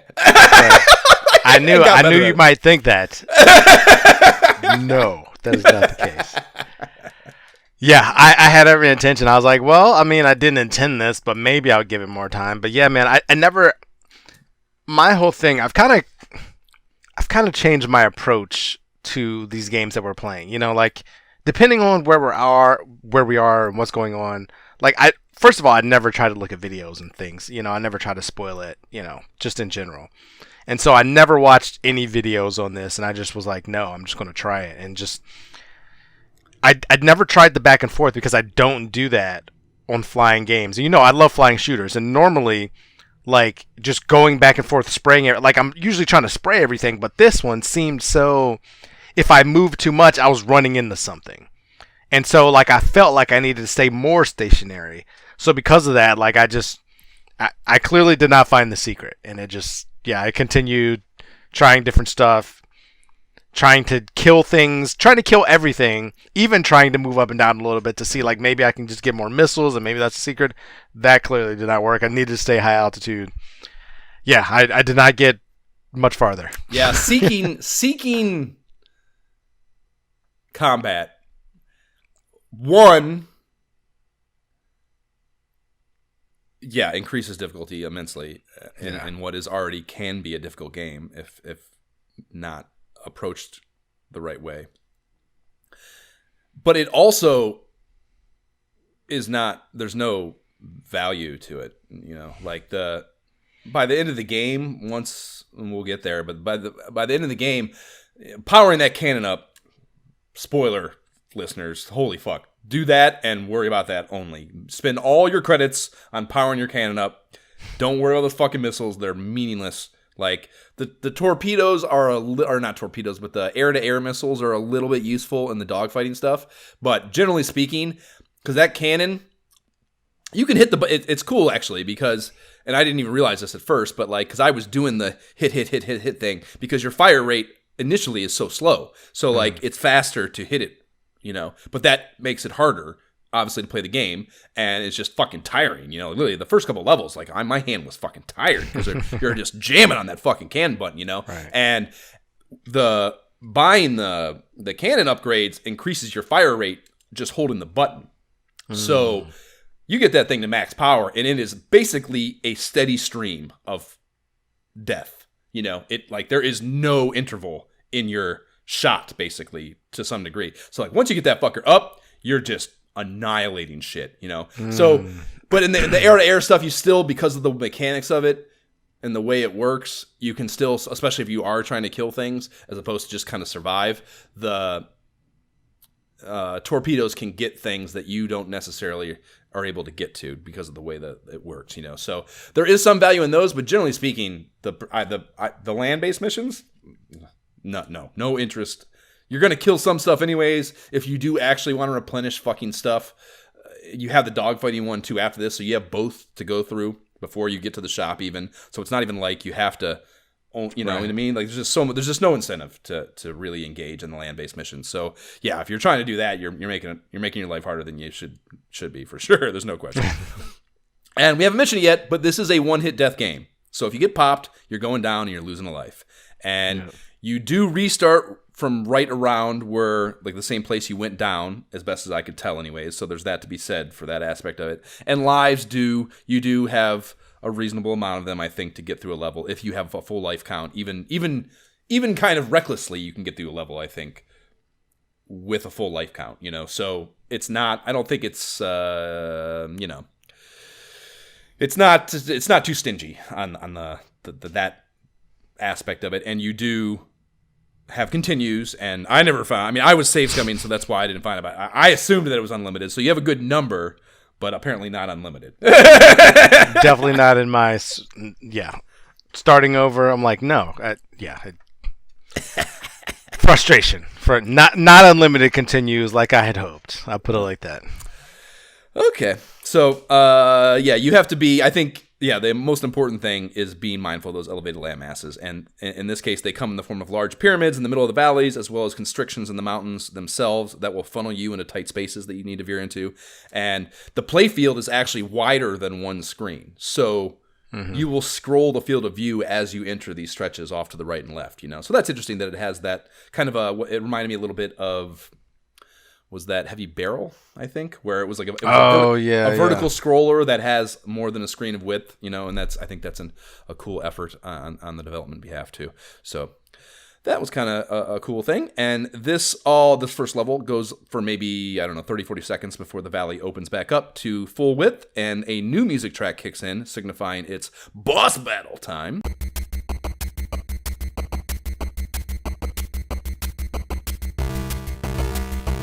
And the boss is an enemy base, as promised prior to the stage. It is a diamond-shaped structure with targets on each of its 4 points, as well as another structure in the dead center. And all 5 of those need to be blasted to smithereens. There's your word, Jay. And the center one appears to have some electrical field that kind of maybe protects it or something until the others are gone, but who knows, because Nintendo. And all but the bottommost point of these targets shoot the same little gray projectiles in all the previous enemies fire. So again, you don't even get different projectiles from the boss here. And I wouldn't say the interval is too bad, and you can pretty easily time them out and veer away as the bullet passes and swing back the other way to lay down fire, kind of just with a nice steady weave, I guess. And yeah, it's very fucking easy. Like, you have to be really fucking around to die on these, I think. You know? Yeah, I spent many lives on this level before beating it, but not on the boss. You know, getting here. Yeah. Once I got here, I was like, okay, this is just a pattern. We're good. Yep. Once you frag it, the structure, the screen flashes colors and then cuts to a screen similar to the mission assignment one prior to the stage. And it reads, "Congratulations, enemy base destroyed," there in the bottom half. And then there's a tally of something that is represented by red dots, though I, as I mentioned earlier, can't really decipher the system. Like, the last one was half the size of the 7 that preceded it on this very first time I was completing a level. And I don't know if that means less money, like a half or what, I don't know. And then there was this A times 100 to the right of them. They are counted away as bonus points and then added to your total points at the bottom of the screen. So they influence both your currency in the shop as well as your point total for the high score screen. So I just don't know. And then the bottom half of the screen then scrolls to some pixel art of a fighter jet with some text next to it that reads, "Destroy enemy fighter planes." And I actually turned this into our cover image on the Facebook page for a while. I don't know, something about it was funny to me. Just the phrase "destroy enemy fighter." I don't know. It's missing it's missing something, an operator or something in the sentence. It reads funny to me. And then we do exactly that. The screen cuts to a from behind view of your badass F-14 VTS, and it's got a small crosshair out in front of it. Very Top Gun-esque, I would say. And there's no taking off. You're already airborne. So that's one leg up it has on Top Gun. I feel like this is the most sim-like part, for sure. For sure, yeah. You know? Of course. Yeah. I want to like this part more, man. Like, the controls took me a minute to get used to. Like, I was just missing them. I'm like, why are they flying by? Like, I'm sure Speaking that's part of hand of the getting game, tired, man, your left hand gets tired because you are constantly in motion and chasing those fuckers, you know. So it is no question it's a physically taxing, by NES standards, a sequence of the game. So, yeah, you're airborne, and water takes up the bottom half of the screen. A blue sky with clouds whizzing through it takes up the top half, and we have red, blue, green, and gray planes fly out in front of you from behind, as well as approach from the front and whiz past you out of view. So, it's aerial dogfighting, and it's pretty standard issue stuff, I think, as far as that goes. Generally speaking, though, I do think it controls well and better than Top Gun, if you need an NES benchmark. And, the thing, Top Gun is, very... I don't know, man. It's I remember in Top Gun, it is so much effort to scroll your crosshair to the right and left to catch things, This felt a lot more fluid and the way I think a fighter jet should feel. I feel like the right and left was much easier. Yeah. On this one, for sure. Yeah. Up and down was kind of harder to me, but if something was left or right, I was like, all right, that's easy. Yeah. I'm grabbing you. Yep. So yeah, it felt pretty good and sensible, I think. The NPC planes evade attack in mildly intelligent fashion, I think. Your gunfire success seems kind of right, and the explosions feel good, and yada, yada, yada. Yeah, I enjoyed these as well. And, it's kind of like after the stress level of the land things, these are much less stressful. And, they get harder as you go through the game. So I'm not going to say they're all easy, and you certainly can die, but if you are minding your P's and Q's and you're not being too aggressive, particularly with those oncoming planes, you can stay alive without too much trouble, and that it felt good, So the sequence ends as unceremoniously as it begins. It just cuts back to you shoot a bunch of planes, and then all of a sudden there's no planes, and it just cuts back to that mission wrap-up screen with the text, "Nice shooting, enemy planes destroyed" at the bottom. And again with the red dots, and the 5.5 I had on this first run through definitely did not equal the number of planes I'd shot, which was way more than 5, or even 11 if you want to say each half dot equals 1. I don't know. But whatever. Another score tally, and that bottom half scrolls to the next objective, dock with the space station. And your plane is soaring through a starfield space, and then the space station comes into view out in front of you. And it has some kind of satellite vibes to it, spinning in place, And there it's got that 3.1 Windows Starfield shit going on. And then there in the middle of the satellite deal, there's a slot, and it's spinning, in the same way the whole thing is spinning, and the whole of the station. And your first goal is to get your plane vertically in line with the very center of the space station with your up and down controls on your D-pad axis. And this is not easy necessarily. And it is it gets harder, Jay. And here's the thing, it can be kind of easy and you can nail it, but especially if you accidentally get yourself off line of the center, which is very easy to do, because you're just it's little tiny taps to get it right in the middle. So you can be doing that and just get a little bit of right or left in with your tap, and it gets you offline. And then when you're trying to get back online on a horizontal axis, it gets tricky. It gets tricky. I will trust you. I did not have a problem with it the few times that I experienced that. Okay. So yeah, this first one is not terribly. I'm not saying I wasn't able to do it the first time in this first one, but throughout playing the whole game, I definitely had a few fuck, kind of. And there's really no penalty. I don't think there's a timer. I never hit it if there is. It's not I'm not saying it's stressful or anything, but it is a little bit annoying if you get off line, whatever. So whatever. So you're trying to line up perfectly in the middle vertically, and then this thing is spinning, so the slot is turning. So you want to wait to hit the button until the slot is perfectly lined up with your plane. And then when you do that, you hit B, and then your jet starts to barrel roll down towards it and stays in sync with the space station, and you go right through the crack. And it is kind of a cool little thing. It's one of those things that the first time you do, you're oh, that's fucking cool and fun. And then you hit it after every stage, and you're it's the exact same thing. And you're if you're not going to change it in any way, then just make it automatic. It's kind of how I felt about it. So you don't have to be perfect either. I think there's a few pixels you can be off, both in the timing of the spin as well as maybe the whatever. But it is fairly precise, I would say. You have to get it. And if great success, it's time for some capitalistic military budget expenditures in the Space Station Quickie Mart. And I already highlighted it in the last Nintendo Power Mag, but the music here is so goddamn good. We already heard it in the first segment. And I got here and I realized I was completely paralyzed with indecision on how to spend the 24 credits I had at my disposal. I hadn't used a single premium weapon in my either phase of my first, even the first fucking time playing it. I didn't even think to like try it because I think I might have fired one or two off and like didn't understand what was happening. So I just fucking didn't need to buy anything. So I ended up buying the cannons.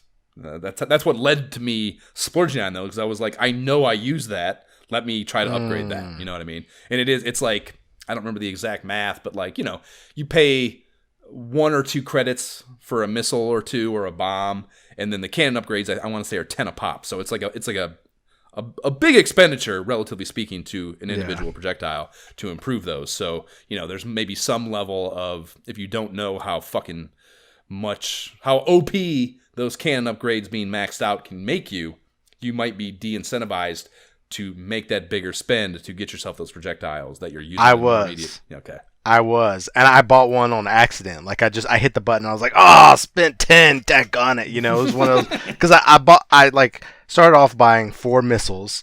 And then I went down, because I was like, I don't know what to buy here. Similar experience. I was like, I pressed the B button. I use stuff, but I don't know. So I kind of just was like, well, whatever. I accidentally just hit the cannon button. Let me just buy a couple more.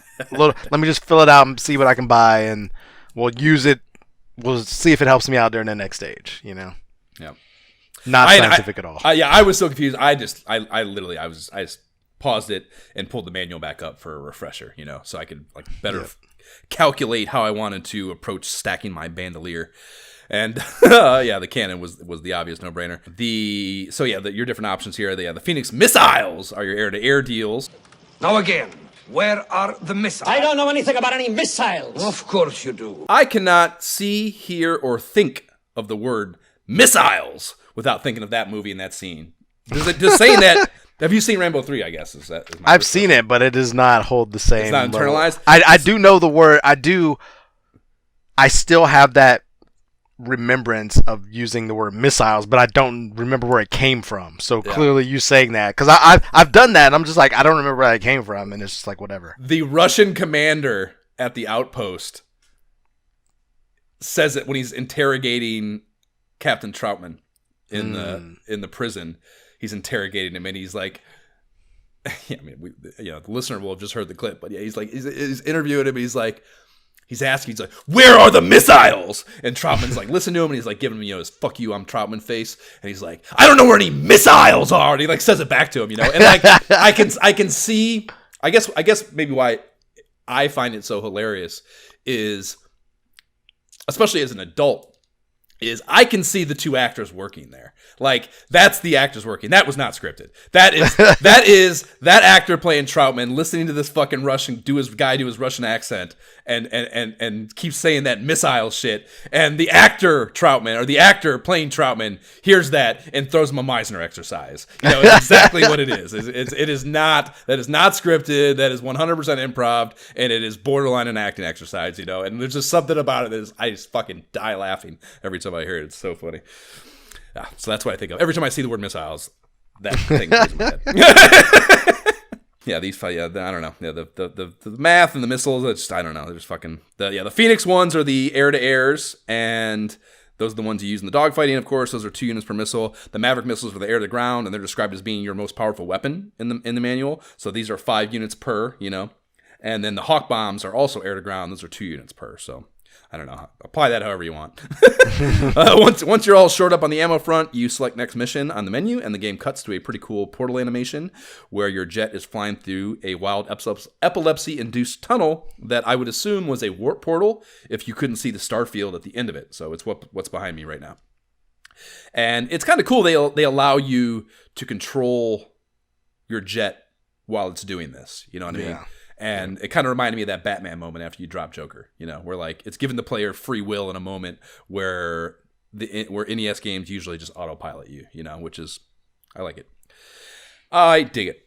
So then it is on to mission 2, and it's kind of this, or not kind of, it is the exact same format for the rest of the game that we have just went through. So that somewhat dissipates the need to even speak about it, but we're doing a podcast, so let's do it anyways. I shouldn't say that. They do change, especially the land-based missions in particular do change up, and in this case they do. The Mission 2 briefing screen appears with the message, "Good luck, Captain," before scrolling to an image depicting your jet fighter flying over an X with a hole in the middle. And the caption reads, "Drop supplies and crosses to clear up any confusion of what you need to be doing." And the manual describes these sequences as you're dropping supplies for scientists that are hard at work in underground caverns trying to develop a top-secret weapon, the neutron cannon, the only weapon powerful enough to blow up the alien space station. And this supply drop task is going down on the ground mission, obviously, and this time around, your color motif is a mustard yellow, all the terrain and stuff, And I probably wouldn't have thought of this color as corresponding with a particular type of real-world terrain, but very early on, after taking off from the landing strip, you encounter sphinxes. Like, lots of them. They're everywhere. Which is interesting design choice. But it does immediately convey that you're in a desert. I'll give it that. So palm trees, yep. etc. You're no longer looking at the evergreens, Yep. So, yeah, it's an Egyptian desert, even specifically, I guess I would say. And, yeah, the pine trees are replaced by palm trees. I first noticed that I could hold the A button for repeating cannon fire. This is why I first discovered that, especially after upgrading the cannon. And I was like, oh, my God, opens up a whole new door of gameplay. Like, I'm just holding the button now. Like, this is Mission 2. I started doing this. And granted, I used all of my money, all 24 credits. So I had 2 upgrades. So I went from 1 to 3 on the power. And I think the max is at 5, maybe 5 or 6. So, halfway there already after the first mission. So from then on, I was just laying down a blanket of fucking fire at all times with that and pretty much ignoring the B button from here on out. Wow. I could see ignoring the B button, but yeah. That extra cannon helped. Yeah. So there's a lot of the same enemies to be found in this level, but a few new ones as well. Tanks are one of those, but there were some flying enemies I couldn't even begin to identify also, and there's a lot less elevated land danger in this one, I would say, relative to the first one, which makes sense with the desert, I suppose. I just flew through the whole thing at max altitude, so anyway, so it doesn't really matter. The first time I encountered a supply drop cross, I was definitely caught slipping. Like, how did you... Yeah. For sure. I saw it coming, and I was like, oh, there it is. And at first I missed, and I was like, oh. Yeah. Actually, no, I take that back. I think the first time, like, I saw it, and I was like, oh, there it is. And I dropped it, and I got lucky. And I was like, oh, my gosh, that's great. But then, like, the next time coming up, like, I missed. And then I missed again. And I was like, I clearly just got lucky the first time, and I got to actually pay attention and get that shadow drop, like, anticipate it coming, Yep. Definitely took me a few times. Yeah, me too. There's arrows, and it does. I think it does it great. So when it first appears on the screen, there are these arrows that move towards it from all 4 directions in a loop, and it's like it's not in game. It's like theoretically a HUD overlay, like indicating here's X marks the spot target, here. Right. Yeah. So I don't know. There's no missing it coming, I guess, and. It's not like you're too fast. Like you're not flying too fast, especially because you don't have the jet fighters in this, so you're flying the normal speed. You're not sped up in any way, so you're flying the normal scrolling speed of the game. So there's just no excuse for not getting there. But it's so hard, still so fucking hard. Yeah, so far. I missed both on my first time through, and. You do that, and you glean that there are only 2 in the entire stage because you pass over the landing strip again. So you're like, oh, This is looping now, So you will loop this stage until you don't fuck it up. And this is where, because it mentions in the manual that you have a fuel gauge, and I was like. You played for that first thing. You're like, why? Who could that's meaningless. This is why. This is why. Because you can loop this motherfucker enough times to run out of gas, and there's no way to replenish your gas. So it essentially gives you a timer that you have to do this in. And I don't think I ever ran out of gas, but I think on the second one of these, I got down to like a quarter of a tank, and I was worried. I was getting worried for sure. So it is possible to have an effect on you. There's no question. Yeah, I didn't run out of gas either, but I definitely when I encountered the takeoff landing strip again, I was like, I got to deal with more enemies and stuff, and like stay alive before dropping the supplies again. Like I'm fine if you make me drop the supplies again, but like now I got to battle. Yeah, all these things respawn. Yeah, and that's they all respawn as if it's a new stage. So yeah, that's one thing to mention for sure. I think it's funny too that the narrative it gives you is you're dropping these supplies for this top secret, all powerful weapon that the scientists are going to turn into the weapon that saves the world, and you just have an unlimited amount of them. You just have an unlimited number of those to drop. It's kind of a funny narrative hitch. So yeah, you have to hit that B button earlier than you. I like the timing it. You have to hit that B button earlier than you guess. I think to get the right lob trajectory. Like it's for sure. Which you're flying fast as fuck. I mean, really, you easily justify that. But like again, like I don't know. The code, I guess, the physics, like it does this so many times. Like everything you've been trained with your whole life for these 8-bit video games is like everything you know is wrong. Fourth level of Marble Madness, everything you know is wrong. Like it's just it happens so often, and it's it to me. I don't know. Again, spoiler. Like I am just so torn on blessing for this. Like I just don't. I don't know. There's so many good things I like about it, but there are so many things that are just like, why? Tough. So when I finally did hit one, the second target on my second pass through the level, on the second target of my second pass through the level, the screen does that rainbow flash thing to let you know you've done a good job, so you can't miss that you fucking got it right, and that feels very nice, of course, to celebrate that visually.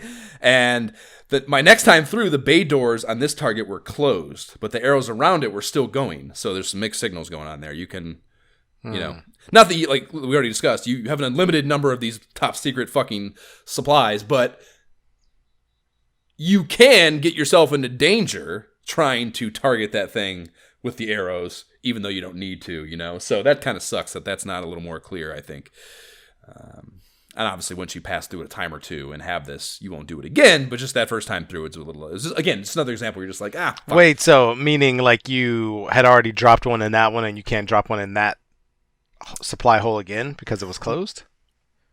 Right, but I'm not saying I wanted to once I understood it was closed, but because the arrows are still there, if you don't notice the bay doors are closed, you still will, you fly over and target it maybe and get yourself into shit trying to do that, and that, I wish that was a little more visually clear, I guess, is all I'm saying. Got it.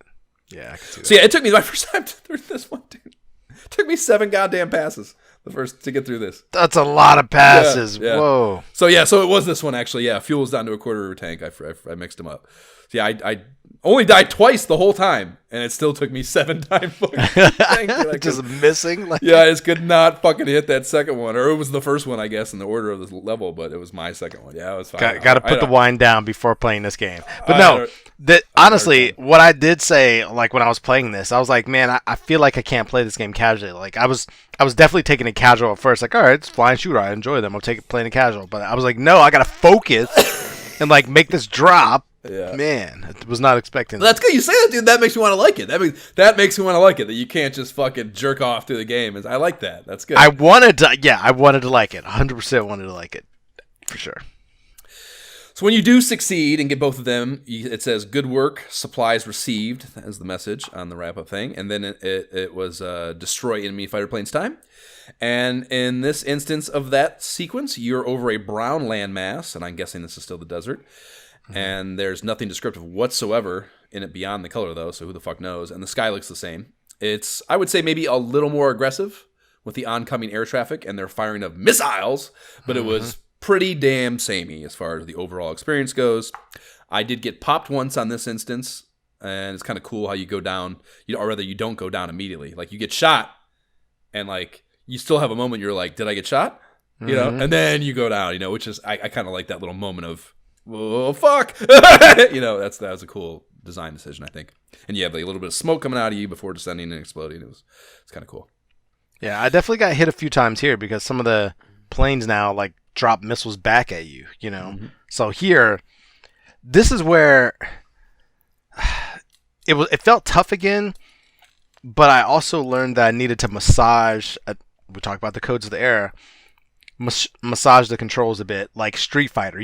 When you do the uppercuts, like it's that bottom down to right semicircle movement, but like to move, I kind of had to do that more versus like trying to just get out of the way. So it was kind of more Well, that's what I like said about the feeling out the fluidity. controls. Yeah, man, that's a good way to express it. Like that fluidity I was trying to describe, like you don't have a fucking joystick.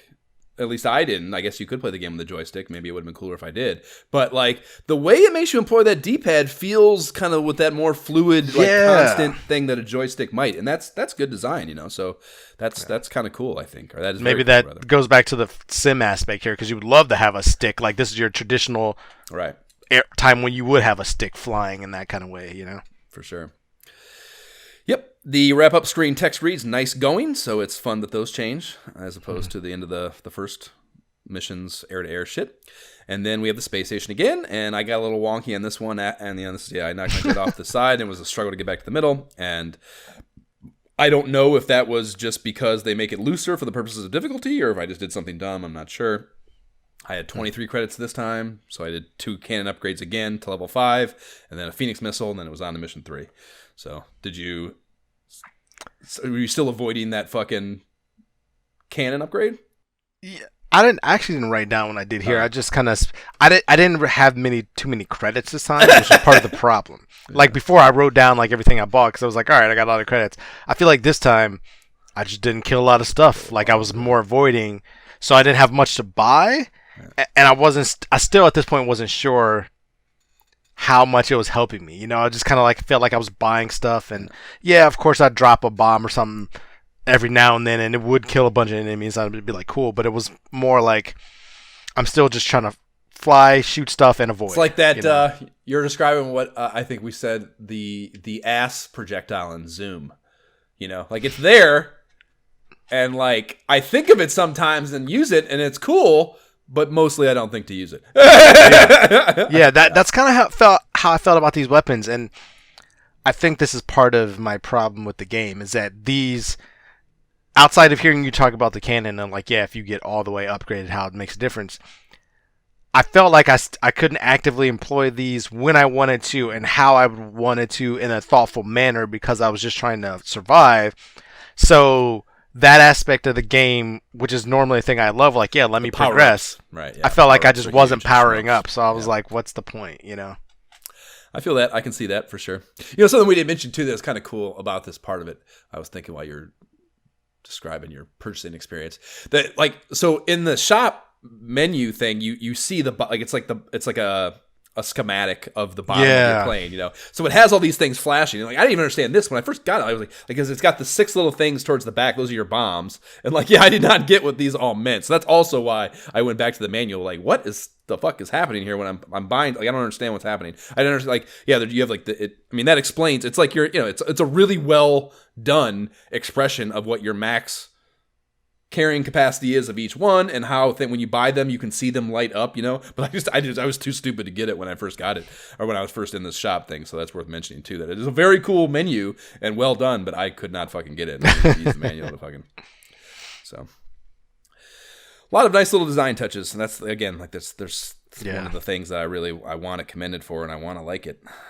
Exactly. That was my exactly what I was going to say. Because of these little things, like I wanted to like it. I wanted to. Tough, though. So on to mission 3, and we are back to destroy enemy base shenanigans, and it's a blue landscape this time. And it's all pretty similar, except there are red fighter planes flying up from behind you throughout this, and they are a fucking problem, Iceman. So much of a problem. Yes, man. They bob and weave with you. They get out in front, and you have to avoid them. It is high fucking octane. And if you're not putting some bob in your weave as a new one of these comes on the screen, you are going fucking down. So that's another one. Like I said, you got to be moving, man. You have to be fucking moving. You have to think about it because, like, when you play those air-to-air sequences, it's like applicable in Top Gun too. You can't you can't stay. If you have shit behind you that has a fucking missiles, you got to be moving, man, because you can get targeted at any second, you know? And dude, and this is when the speed ramped up. All of a sudden, it's like you went from going 10 miles an hour to going 40, and I'm like, I can't slow down. It's super fucking interesting because they start you off fast as fuck, and then when you die, then it decreases. It's slow, and like I would love to know. I'd love to talk to David and his fucking Ferrari over there at Rare. What if that was like a choice made after the fact? Because I didn't. Again, I'd read that part of the manual, but I'd forgotten it basically. And because it's not applicable to the other iterations of the ground-based missions, you don't. Again, it's just like another mechanic, just like we're talking about with the fucking weapons, where you're just like, yeah, it's cool, it's there, and if you can remember, it's a cool way to implement it, and it's cool to use that part of the game, but you're just trying to stay alive, and it's hard to remember all that while you're playing, So you die and you come back and it's slower, and noticeably slower. Like it's no mistaking that you were going way fucking slower. So I don't know. I don't know. Like I don't know if I want to say like it should have started you off slow and you control that ramp up, but then maybe you probably just forget about it in the same way if it doesn't, So like I don't know. Maybe that was a choice to remind you, I guess, yeah. I want to know, because that's exactly what it did. It reminded me that I had control over speed, and then I employed it. So I wonder if that was a conscious choice to they saw in playtesting that people didn't remember fucking speed. They're like, we got to do something to remind them in game, and that they made that choice. Like I want to think that that's like a conscious design choice. They're like, they saw that in playtesting, and they're like, do that. That will remind them. And they had to think of that, which would be cool and a smart decision. Because if you control yourself and like you want to go fast, like it's fucking harder. But you get through the stage faster, and you're not at the fucking mercy of those planes as long. Like there's incentive to go fast, and it's like this cost benefit analysis, this real time cost benefit analysis that I love in video games, like having to make a choice on the fly about how I'm going to experience this and having total control over my difficulty level at the benefit cost of some other variable. I love that in video games. So yeah, I fucking really liked these fucking sequences. I had a blast in both of these, even though they were hard as fuck, and this is another, because of the movement of those planes being so fucking high octane, this is another instance where having a level 5 cannon where you're literally laying down constant fire is a huge boon, because wonder. Yeah, huge fucking benefit, because the second those things pass in front of you, they're going into the mountain, because you're fucking you have constant fire being laid down. So it was hot. Yeah, I fucking love these, man. Ugh. So yeah, the enemy base at the end is exactly the same as Mission 1 base, or as the Mission 1 base in the design and mechanics, but the red planes do sporadically fly in here too, and add a little extra difficulty, I guess, but I don't know, not nearly that problematic, I don't think, to really call it, I'd say, harder. And yeah, with the fucking level 5 cannon, you fucking waste that base. I fucking wasted that. It was so fast. Dude, when I finally got to this base, even without the cannon, I was like, oh, it's like the other cannon. All right, it's like the other base. Let me take this out. Huge breath. Yeah, huge fucking breath in the action. No question. It is definitely a heart rate. Your heart rate drops. The second you hit that, because it gives you that kind of that boss battle tunnel thing, where you're going to, like, all the shit goes away, and then you just have that moment of air, and you're going. It's even more impactful, I guess, to have that moment of breath that the game gives you, where normally you have that, and then it's because you're about to go into this really high octane moment with a boss. In this case, you do it, and not only are you getting a breath now to calm down, but you're heading towards something that's easy as fuck too. So it's like a little bit of a different employment of that game mechanic, The air-to-air battle royale was over a teal landmass this time, but other than that, it felt like the exact same aggression and AI situation as Mission 2 for me. Did you feel any differences in this? I mean, I felt like it was faster again, also. Okay. And so at this point, this is where the struggle was for me, because at this point, I'm like out of continues, and I have 2 lives left. And so like, I get hit, and it's like, I gotta go flawless through this. So it's only because of all the prior mistakes and not like save stating it regularly that I was just like, I'm starting to get used to it, and things are crazy, and I have like nothing left. And I'm like, the thought of starting over, I'm like, Yeah. But functionally, they're the same. Yeah. Yeah, the level 5 cannon fire is huge help here as well. I cried so many. I had 39 credits going into the store after this. 39? I'm telling you, dude, that cannon upgrade to level 5 is some other shit, dude. It is on some other shit. I can see that because even like the playthrough that I watched and the one I have pulled up now, I'm like, that is considerably faster than my cannon shoots. You know, like I was pulling up that earlier, and I'm like, no, like it's definitely very different. A whole different fucking deal. Yep. Who knew? So yeah, this is what I had those 39 credits going to the store. I'm like, oh man, how lit is my fucking cannon about to get? And no, it maxes out at 5. So I essentially just had these 39 credits and like could care less about having them. And that, you know, like you mentioned, because that is the entire economy of the power-ups and shit, like that's a bummer, man. It's a fucking bummer. Yeah. And after stage 3 to have that. Now you just avoid the whole rest of the game, like it's rough. It's rough. And you know, it's not like. You know, this is my first time. I've never played this game in my life. I guess we should have mentioned that in the beginning. Like, neither one of us had ever played this game in our life prior to finding the mag here. So, you know, it's not like I'm coming to this, like, with nostalgia glasses on and, like, I have some, like, existing level of aptitude with it, even if it's 30 years removed. Like, never played it before. So my first time through the game, I am maxed for all intents and purposes, and just trying to get to the end now, and like that's not good. It's not good. So that was a fucking bummer. totally see that. I just maxed out all fucking my missiles and fucking the bombs, and that was it. Not very capitalism friendly, Rare. Not allowing me to spend all my money. I need to be able to spend all my money. What do you mean I can't spend all my money? Give me more things to buy. So on to mission 4, and this is a pickup scientist is your land stage directive, and so this is a new mode, I guess, and our gameplay mechanic. And I have some serious safety concerns about the mission based on the illustration of it on the mission brief screen. It's a little dude running towards your jet as it appears to still be in motion. I'm gonna drop a ladder. Get ready.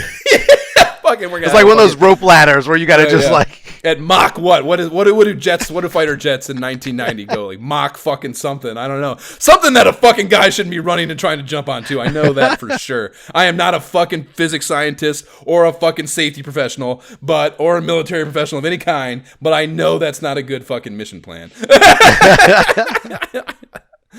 So interesting illustration choice there. And whatever, it's not my ass in the line. I just fly the plane. Who cares? Like fuck it. So yeah, I fully expected this to just be a reskinned land level in a new color, but to my pleasant surprise, it was a river stage. So we have like a completely different deal going on here. And I was immediately aware, even before seeing the boats, because the grid was gone, and there's like small current animations in the blue background. You know, so golf clap, Rare, for a little bit of visual variance on what. Had kind of established themselves, I guess, as being this like static reskinned deal, you know. So, you know, all the shit I'll talk throughout the rest of the gameplay here about repetitiveness, they did make an effort to create variance even at this point in the game. So yeah, there's a lot of boats, of course, various shapes, sizes, movement patterns, but they're boats, and they all lob that same boring gray pixel into the air as their fucking projectile, and I hate that. There are some aerial enemies as well, these plane-shaped things that kind of hover and will slowly pull back to stay in your way as you pass them, you know. They'll like try to track with you and remain in your way. So that's kind of a new movement mechanic, but for the most part, it's a lot of samey shit here. And then there is... So did you not get past that aerial stage? I did not get past that. Okay, so you are now offline. Okay. Yeah. So there's an enemy base at the end, and it's there's an enemy base at the end, and it's a bit different than the previously encountered ones, but only in appearance. It has 4 nodes that you have to blow up out of out front of a central nervous node that you frag, and those are donezo. And then there's a landing strip immediately behind it, and your jet lands on its own. You don't control that after you destroy the base, and then a little dot runs out and jumps in your plane so it does stop, actually. poor fucking illustration. That's not what happens, thankfully. So he runs out, and then it cuts to a debrief screen reading, "Scientist on board, first half of secret weapon installed." And this is first of all, I believe is the first time we get this congratulations music track.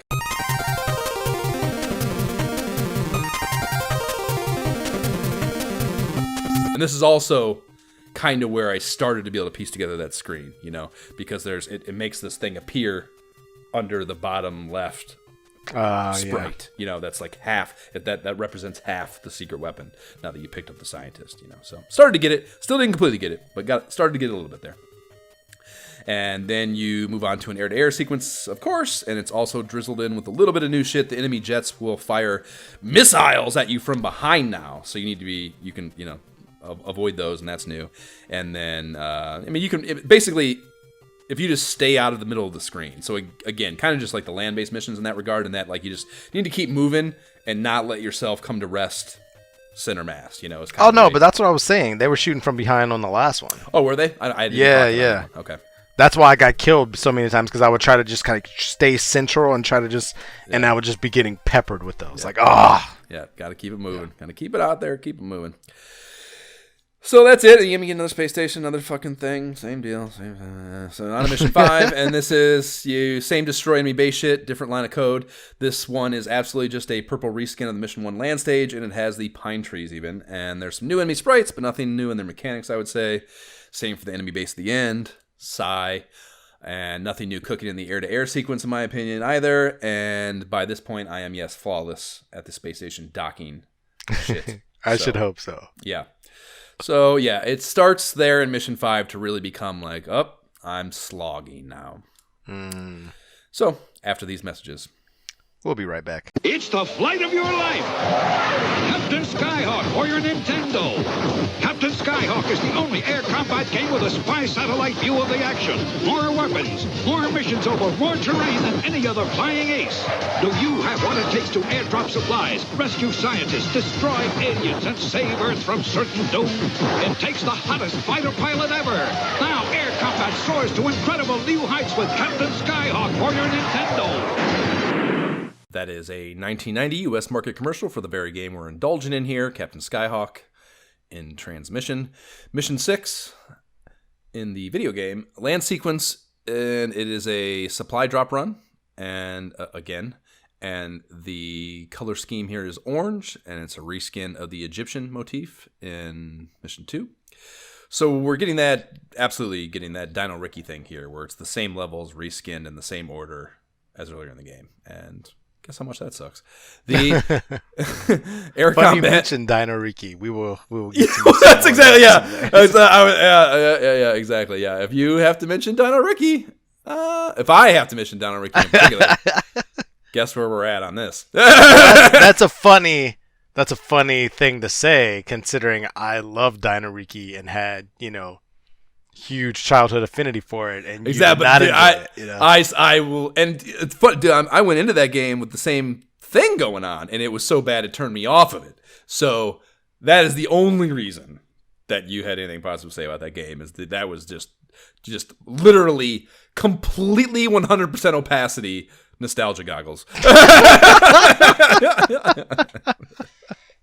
Oh my gosh! But it was still a great game as a kid, regardless. As a kid, yeah, when you're literally too stupid and too limited to have any other options, yes. Anyhow, air combat in this instance is a night deal, which is a pretty cool looking change, I think. So it's at nighttime, and everything else is the same, unfortunately, though. And I was getting pretty fucking lethal at this time. I was just fucking. Man, I told you how many credits I had after the whatever last mission. Like, that was all from air-based shit. Like I said, I was barely trying to engage, if at all, other than those fighter planes on the land missions at this point. So yeah, so all that currency was coming from just wasting shit in the air missions, you know. So yeah, I was fucking getting really good at that shit. And so after I finished the air-to-air here, it finally just dawned on me how to decipher the top of the mission briefing screen in its entirety. So this is mission 6. I'm 6 missions in this game, and I've seen the screen 6 times 2, 12 times. And I had no idea exactly what was being said to me until now. So the red thing in the top left is the enemy space station, or whatever, the head honcho thing, you know. Mm-hmm. And the 4 green things, which I had always assumed were bases, but I wasn't sure what to think of the neon tubes between them meant, you know. And I guess they are fueling the space station somehow. And as I had blown up 3 of them, they're no longer providing the neon juice to the thing. Mm-hmm. It's like, okay, now I get it. And then, yeah, the thing below it is the secret weapon. So half of it was lit up. That's because I picked up the scientist, you know. So like, okay, get it, you know. But nothing else to say about Mission 6 other than that realization. Mission 7, the land objective is destroy that last remaining enemy base, and it's another high-speed dogfighting level, and this one was... Dude, you had trouble with the third one? Oh my God. I want to do one of those things where I like drop you in it and we record you playing it. Like I want to see your experience playing this, because it was just so fucking high octane, dude. It was so fucking high octane. So high octane. Nothing to do with the base at the end, but the level itself with the jets, just oh my God, dude, fucking but fun as shit. And like, dude, I mean that like the ultimate. This is really, I mean, you know, I always talk about like I want that difficulty. I want it to be achievable difficulty. I want it to be difficulty that I feel like I can get better at and chip away at as I play the game.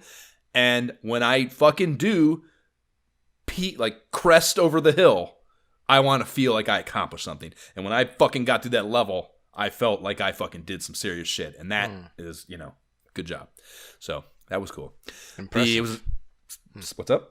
I said impressive. I would not have expected anything like that based on definitely that aspect of it. But then, I mean, you come out of that, though, and you go, the air-to-air and the space station stuff are the exact same shit. So you just, like, even after you have that moment, it's like, back to same old, and that sucks. And then you even come out of that after having that feeling of those two things, and then you go into Mission 8, and it's a river stage for the land stage, and it's pretty hot and heavy for the air-to-air, and there is no space station visit at the end, but it's just the same, you know, it's just the same shit, and that sucks.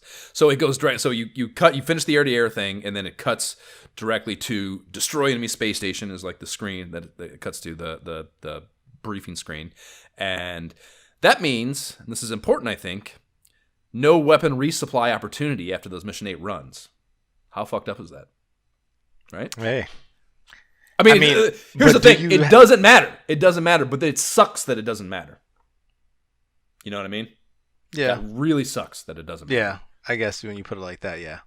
I mean, it should like that yes, because it... And I don't know. I mean, you can say, like, the argument to this would be that, like, it's not a shmup, motherfucker. You know, it is a tactical flying game. It's not a fucking shmup, even though everything about it looks like it is, you know? So that would probably be the answer to this, especially if I was the developer trying to defend my case for why we did that. But if you have these power-up elements in it, the idea that those would have no purpose. Well, I mean, the accumulated cannon fire thing is a factor in the final battle. So that increase that you've done over the course of the game is applicable, but the idea that, you know, I mean, I explained, going into level 3, I had maxed it out, so maybe I don't know how the hell you get to fucking level 8 without already having done it. Yeah, even on top of just because of the amount of currency you have and the way the game works, like, I don't see how you could not get there just because there's so much of a surplus of currency, basically. But also, I don't see how the fuck you beat the last few stages without level 5 cannon fire. You know, so there's a bunch of of reasons why maybe they were just like, literally no one could get to this point without having that. Maybe that's the argument for this, but I don't know. It just, I want to feel like it matters to me more, like the economy matters to me more than that, I guess is what I'm saying. Well, I mean, you also did that from the beginning. So maybe, like me, clearly I did not, and I struggled. So maybe, you know, maybe the intent is like, oh, buy whatever you want, you'll get a little stuff, and then eventually by like stage 5 or 6, you know, you've gotten that kind of stuff so that you can get through the rest, and then it's just about skill. So maybe that's like the intent, and you found it early, and you're like, now I'm rolling. Just broke the game a little bit, maybe. Yeah, it's possible. I don't know. Maybe they ran like 100 scenarios, and they're like, in 90 of these scenarios, they will just pick whatever. Like in this small percent, like the person will actually max it out, and you pick that scenario. You know. Yeah. Perhaps. So yeah, you rip right into Mission 9, and they drop you right into this. Like the craft that has been in the top left corner of the mission briefing screen the whole game is what descends down in front of you as the battle starts, and from the top off screen, and then it goes into this. And this is again, like they did so much. It sucks that we could get to the end and maybe not want to call it good. But it goes into this Tempest tunnel style thing. So kind of like the space station docking sequence is kind of how the boss battle goes, the final boss battle. And you're flying directly at it as it's whooshing at an equal speed away from you through space, right? So it has on the mass, it has 20 nodes that are symmetrically distributed around a central eye. And you have to shoot each of the 20 nodes, I think just once, but not hard to say, especially at the fucking rate I'm firing. Right. So yeah, you have to blow all those up, and then the eye opens up in the middle. And until they are blown up, there are like two of the surviving nodes, like a random two of them, will shoot projectiles at you that you have to avoid and fly around. And they come at kind of like a POV perspective a little bit. And the clip on these is steady enough that it is a problem, I would say. But for the most part, you can, you have certainly an effect on avoiding them. It's not like, too fast for you to deal with or anything. But still challenging. And once they're all gone and the eye opens, it will start releasing 2 projectiles every second that are semi-targeted at you. So the projectiles then come from the center of the mass. And I want to say it only took 5 shots to take the eye down in the middle. So 20 nodes and then 5 shots. So 25 shots, which I don't know. I'm not sure if I want to say I felt pressure while playing it, but I also beat it on the first time, and I don't know. Well, I don't know. How often, what percentage of the time would you say out of all of our gameplays have you beat the final boss on the first try? Fucking Ghosts and Goblins. For sure.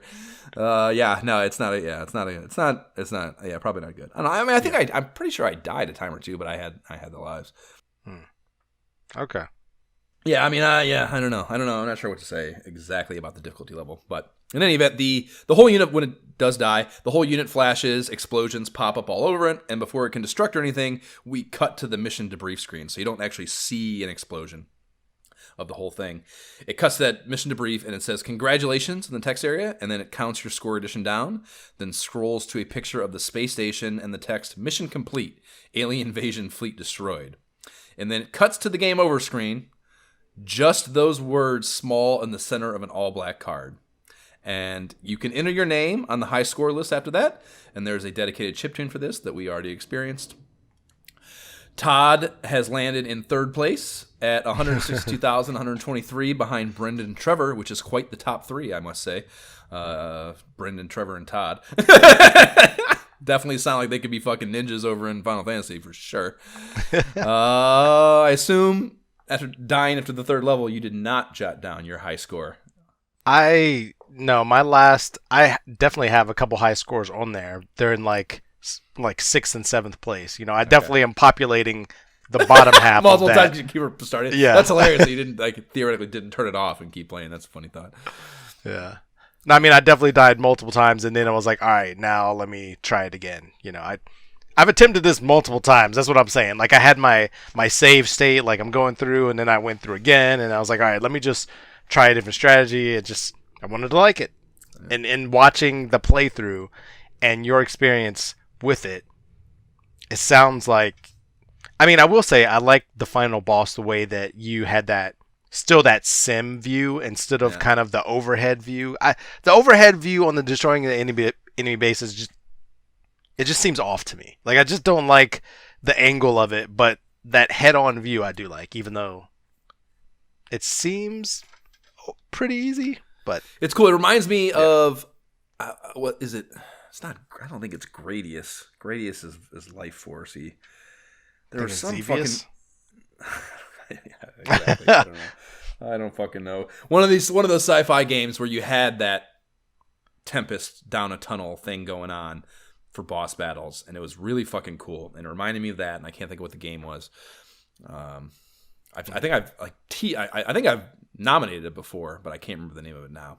But anyways, it reminded me of that, and yeah, it is cool. It's and the fact that it is a complete change from the rest of the game, but not so much that you couldn't immediately dive into it. Like it's one thing if you like completely change the format of a game, but you got to do it in a way that the player can seamlessly transition into that.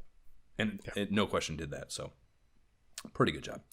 I'm pretty sure continuing, looking at the high score, I'm pretty sure continuing does not reset your score. I think it keeps it counting even through continue. Really? So I thought that worth mentioning just as far as the score tally goes.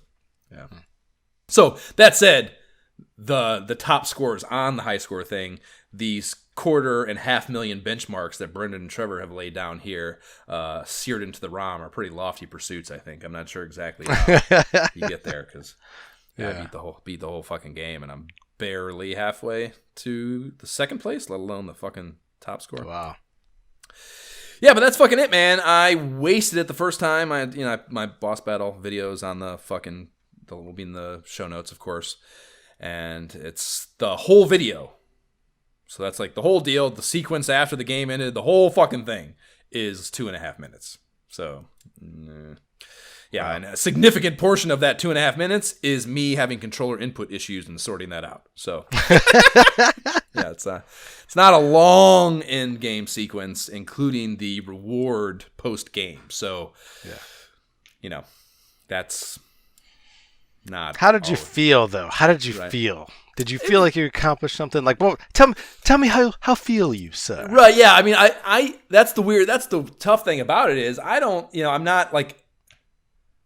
I did feel like I don't know. Like there was like you beat the game. Like I did feel like I beat it. And like I had accomplished something, even though that end boss maybe left something a little to be desired, and the actual specific battle. But I mean, the lead up to it is hard, man. So it's like fucking, but the right kind of hard in most cases to me. So yeah, I mean, I don't know. Like I think I was kind of satisfied, but maybe not as satisfied as I need to be to recommend someone to play it.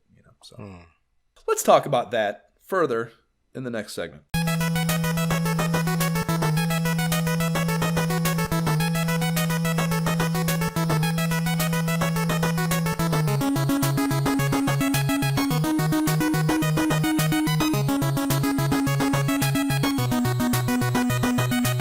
That is the title theme, bringing us into the verdict. Josh. Where do we... How do we start? You know what I'm going to do here, Jay? Because I think we've both shown our cards throughout this episode, and we normally try to avoid doing that. So, to reward the listener for sticking through this episode this long and listening to this segment, I am going to drop the unused music theme from the soundtrack that's not anywhere in the game. That is fucking fire.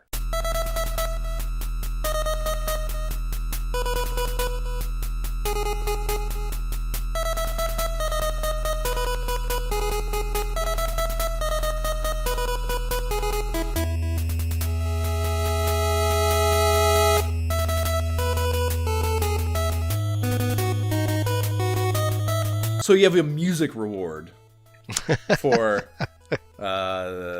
this redundancy that I think you're about to experience. I had a shit ton of fun.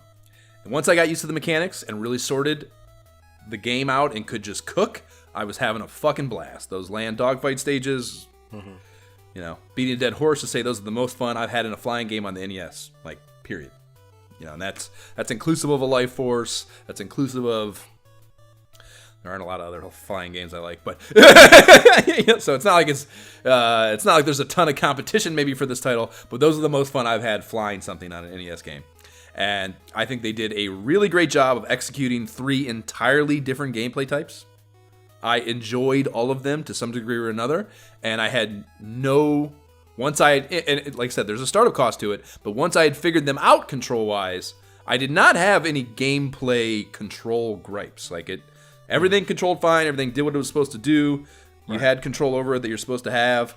I no complaints in that regard. Once you got the hang of it, and you do have to get the hang of it, but once you do, it works like it's supposed to work. And all that said, the metrics I measure historically awarding King Lorik's Blessing for are just not met here. Like the final boss battle challenge and satisfaction, not quite up there really. The bosses throughout the game are fucking meaningless. So those like, why even put those there? They're fucking useless. They're literally just, I don't know. Like, I almost want to say that they're the real failure. Like, if you want to make them easy because the levels are hard, okay, I'll listen to that as a choice, as a conscious, deliberate choice. But I think you need to make them visually funner or something. You need if they are solely a reward, I need more of a reward. You know what I mean? If that's going to be the way you want to play that. And then the in-game wrap-up payoff being worth the work you put into the game. I mean, it falls so short in that area. You know, there's nothing, game over, and then fucking score, fuck off. You know, so that really fucking sucks. And then I mean, the nail in the coffin, I think, for me is that I even thought of, let alone actually had to reference Dino Ricky while playing this fucking game. Like, oh, Jesus Christ. The entire back half of the game is just a reskin. And even that is a barely, like, I don't know. Yeah, it's just, it's the same fucking thing, basically. Yeah, it's, And that's not, there's just no way to do that and really deserve being commended for it. You know, it's like, I don't care if you tell me the cart didn't, and then, there is so much going on too. Like, the different game modes, and they're all well executed and yada yada yada. So like, if you don't, the NES, I get it. Like, you only have so much fucking shit to work with. Like, fine, but just don't put them there. You know, like, what's the point? Like, why have the same thing? Like, just have the game in then. You know, and like, I know the answer to that, of course, is someone probably told them they couldn't do that. You know, like, it needed to have some certain amount of gameplay hours or something. Right. You know, and they had created all this cool shit, and they're like, well, there's no more room. We either have to make the shit not cool or just double it, you know, and then I guess that's an easy business choice, but we're not looking at it from that perspective now, I guess is the answer, you know. We're trying to decide whether we want to play it now or whether we should tell someone to play it now, and I don't think you can. I don't think I can give it King Lor's blessing. Yeah. I think it would disrespect past blessings. Give it, for sure. Like, to put them in the same category, like, how do you do that? It's that's what's disappointing. Like, for me, I'm not usually a completionist who has to like 100% things all the time. I'm normally just a conqueror. I want to beat a game and move on. And so for me to not have beat this game, I was really bummed to not do that. Like, I was struggling. However, upon understanding the duplicative nature of this, I clearly have played 80% of this game. So, you know, that's a great way to look at it. Yeah. So, you know, I feel like I can actively talk about it. And as someone who loves flying shooters, like, this is disappointing. Like, because I love that genre, but because of that, I'm looking for certain things. There's certain aspects of that genre that I love, and one of them is weapon progression and the destruction of the enemies. Like, being able to just lay down like a spread fire weapon, like in Contra or something, that just like annihilates the enemies in front of you, is a fun feeling. And I felt like, as someone who did not like get that maxed out cannon, I never experienced that. And even looking at the sprites of the maxed out cannon, it still is just like, this is kind of just like a machine gun, like you know what I mean? So even visually, in the way that works, like, I never felt that reward from destroying things. Right. And that's what you want in a flying shooter. I want to destroy things and have it look cool and evade things. And I felt like I was mostly just trying to evade, and then without much of the other thing. So, yeah, man, even though I was struggling on that, you know, on stage 4, I wasn't enjoying it while I was doing it. And that was my thing. Like, I wasn't incentivized enough to like, I got to keep going. Like, I'll get it. You know, other games, yeah, you struggle, but I'm going to keep going because I want to beat this. It's fun. And I was not enjoying it the whole time. And I was like, oh, come on. You're killing me, man. So I would I recommend it to someone else? No. Did I have fun? No. Would I consider playing it again if they remastered it? Not unless, like, they changed the whole second half thing so it was completely different. You know what I mean? And we're talking about a remaster, so maybe you could do more with it, but clearly in its current state, like, I'm passing. You know, it's funny. I think we've talked through it in this 3 hours here, but I think I miss, because like my whole thing was, I was like, Jay, you'll fucking love this because it's a flying shmup. Yeah, and I think we tagged that. I think we answered that question. It's not a flying shmup. It's not. Like, it looks Everything about it on the surface looks like it is, but it's fucking not. Yeah, it is not a flying shmup at all in so many ways, you know? And yeah. Yeah, even Dino Ricky, man, you talk about that, obviously a game I like. When you get the fire weapon, then it's fun. Then you're laying waste to all your enemies. And that's why we said, so we said during that episode, that even though the guy's running around visually, that's a flying shmup. Everything about it mechanically is a flying shmup, you know. Everything, they have the progression of the weapons, everything about it is a flying shmup, except for just like that very one small and not really even true. Like even the way he runs on the ground is not. It is not a friction based. Yeah, it's very fluid, like kind of. Yeah, that's funny. So I mistagged it. My bad for getting this into this on the premise. I don't regret us playing it, but I got us into it on the premise that I thought you would change your mind about initial impressions because of what I perceived the game to be, and I misgauged that. So I apologize to you for that. But you made me play down on Ricky, so fuck you, Jay. I stand by it. Next up, we have Random Rags going on. We're jumping out of our traditional mag timeline for the one issue of Game Player's Strategy Guide to Nintendo Games that I had as a tot, an issue from June of '89 with a less than great Bionic Commando Skater Die and Gogol 13 art on the cover. And after that, we'll be getting back into our timeline with Game Pro 12 Game Pro issue 12. Whoa, Jesus Christ, July 1990. And since Sega Visions isn't back up till October, Jay, they have a little bit of a break before issue 2 from issue 1, and we would have to do a Game Pro 13 in August from August 1990 before getting to the next Nintendo Power in September. I propose we get real fucking wild and do another Random Rags episode on Sega Mania #1. And you don't even know what this is, do you? No. Sega Mania. Yes, I think I've mentioned it in brief passing. Also, they just started a podcast too. So it's not technically a mag of antiquity. It's a mag that just started being published last year by a group of UK guys that are big Sega fans and miss magazines. So they started making a real, tangible, hold it in your fucking hand issues of this magazine. And it's Sega-Mania.com if you want to look at this badass creation of theirs. But they do have a podcast now. It's called the Sega Mania Podcast, so you can check that out in the same places you can check our pod out. But their initial format has been covering an entire year of Sega shit per issue. So issue 1 is on 1990, which is where we happen to be. So it kind of fits ever so snugly into where we need a Sega installment in our timeline here. So it kind of fits fucking perfectly, I think. And like I said, I bullshitted with the guys before a few times on our Facebook page, actually.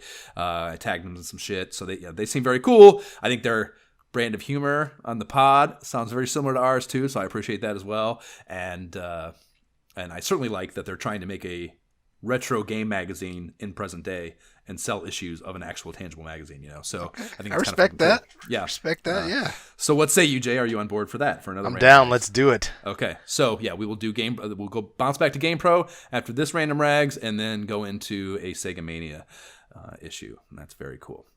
Nice. Awesome. You can subscribe to the pod on the platform provided by whatever dumbass company that does serve up your pottery. Please rate and leave positive shit for the pod on that podcast platform of choice or any other for that matter.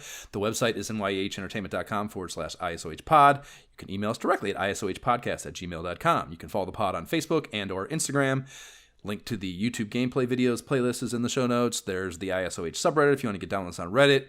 We don't have a Patreon, but if you like giving money to the things podcasters tell you to and would like to do so at our direction, the Able Gamers Foundation creates custom gaming rigs for gamers with disabilities, and that is very fucking cool as fuck. Fucking. AbleGamers.org is where you can find them, and there are t-shirts on the website. They're dope, and we're wearing them now, or 2 of them now, and the proceeds for those after pod expenses go to Able Gamers as well. Jay, what are your socials?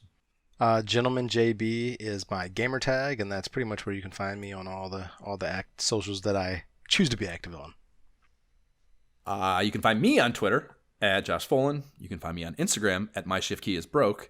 And my gamer tag on Oculus is MyShiftKeyIsBroke, which is now all we need to know because I've retired from Xbox. No, Josh, what are you saying? You're hurting my soul and my heart. I know. You're the company man The company man feels it deep inside. I don't know. There's so much cool stuff coming, man. You can't Lure me back. You're gonna be, I don't want to fucking bring you play back. Elden Ring, Jay. I don't want to play Elden Ring. I'm sorry. You don't need that. We'll bring you back. Don't worry. When listen, once you could get fucking Elder Scrolls out, you might see me around. Although I recommend putting it on fucking Oculus because it's gonna be cooler there. Although I've heard, don't these motherfuckers have the pricks have some sort of VR? They gotta have some VR thing coming out, right? It's gotta be coming out. What the fuck is taking them so long? Why don't they have a VR thing coming out? Why is it not announced? Why is it not already full of titles? What kind of bed shitty ass fucking development timeline are they on over there where they don't see that Sony's already announced theirs? Sony's already got shit coming. Obviously, the Oculus is killing it since Christmas. Like, why don't you want to be in the future? Why don't they want to be in the future, Jay? Why do they want to be in the past? Why do they want to exist in the past? I would argue such things like Game Pass and such are the future, and there are things that what do you expect me to do? Like, just start talking about stuff in a podcast? What do we? Yeah, maybe that would fucking make our you spill something real spicy. Maybe our fucking listenership. Can you imagine? We'll go viral. Can you imagine, like, earlier today on a little known gaming podcast? Like, Microsoft executive in quotes. And they're like, no, I'm yeah. Sounds like a hit story for fucking I don't know, whatever. I don't even know what websites cover fucking games anymore. Okay, bye.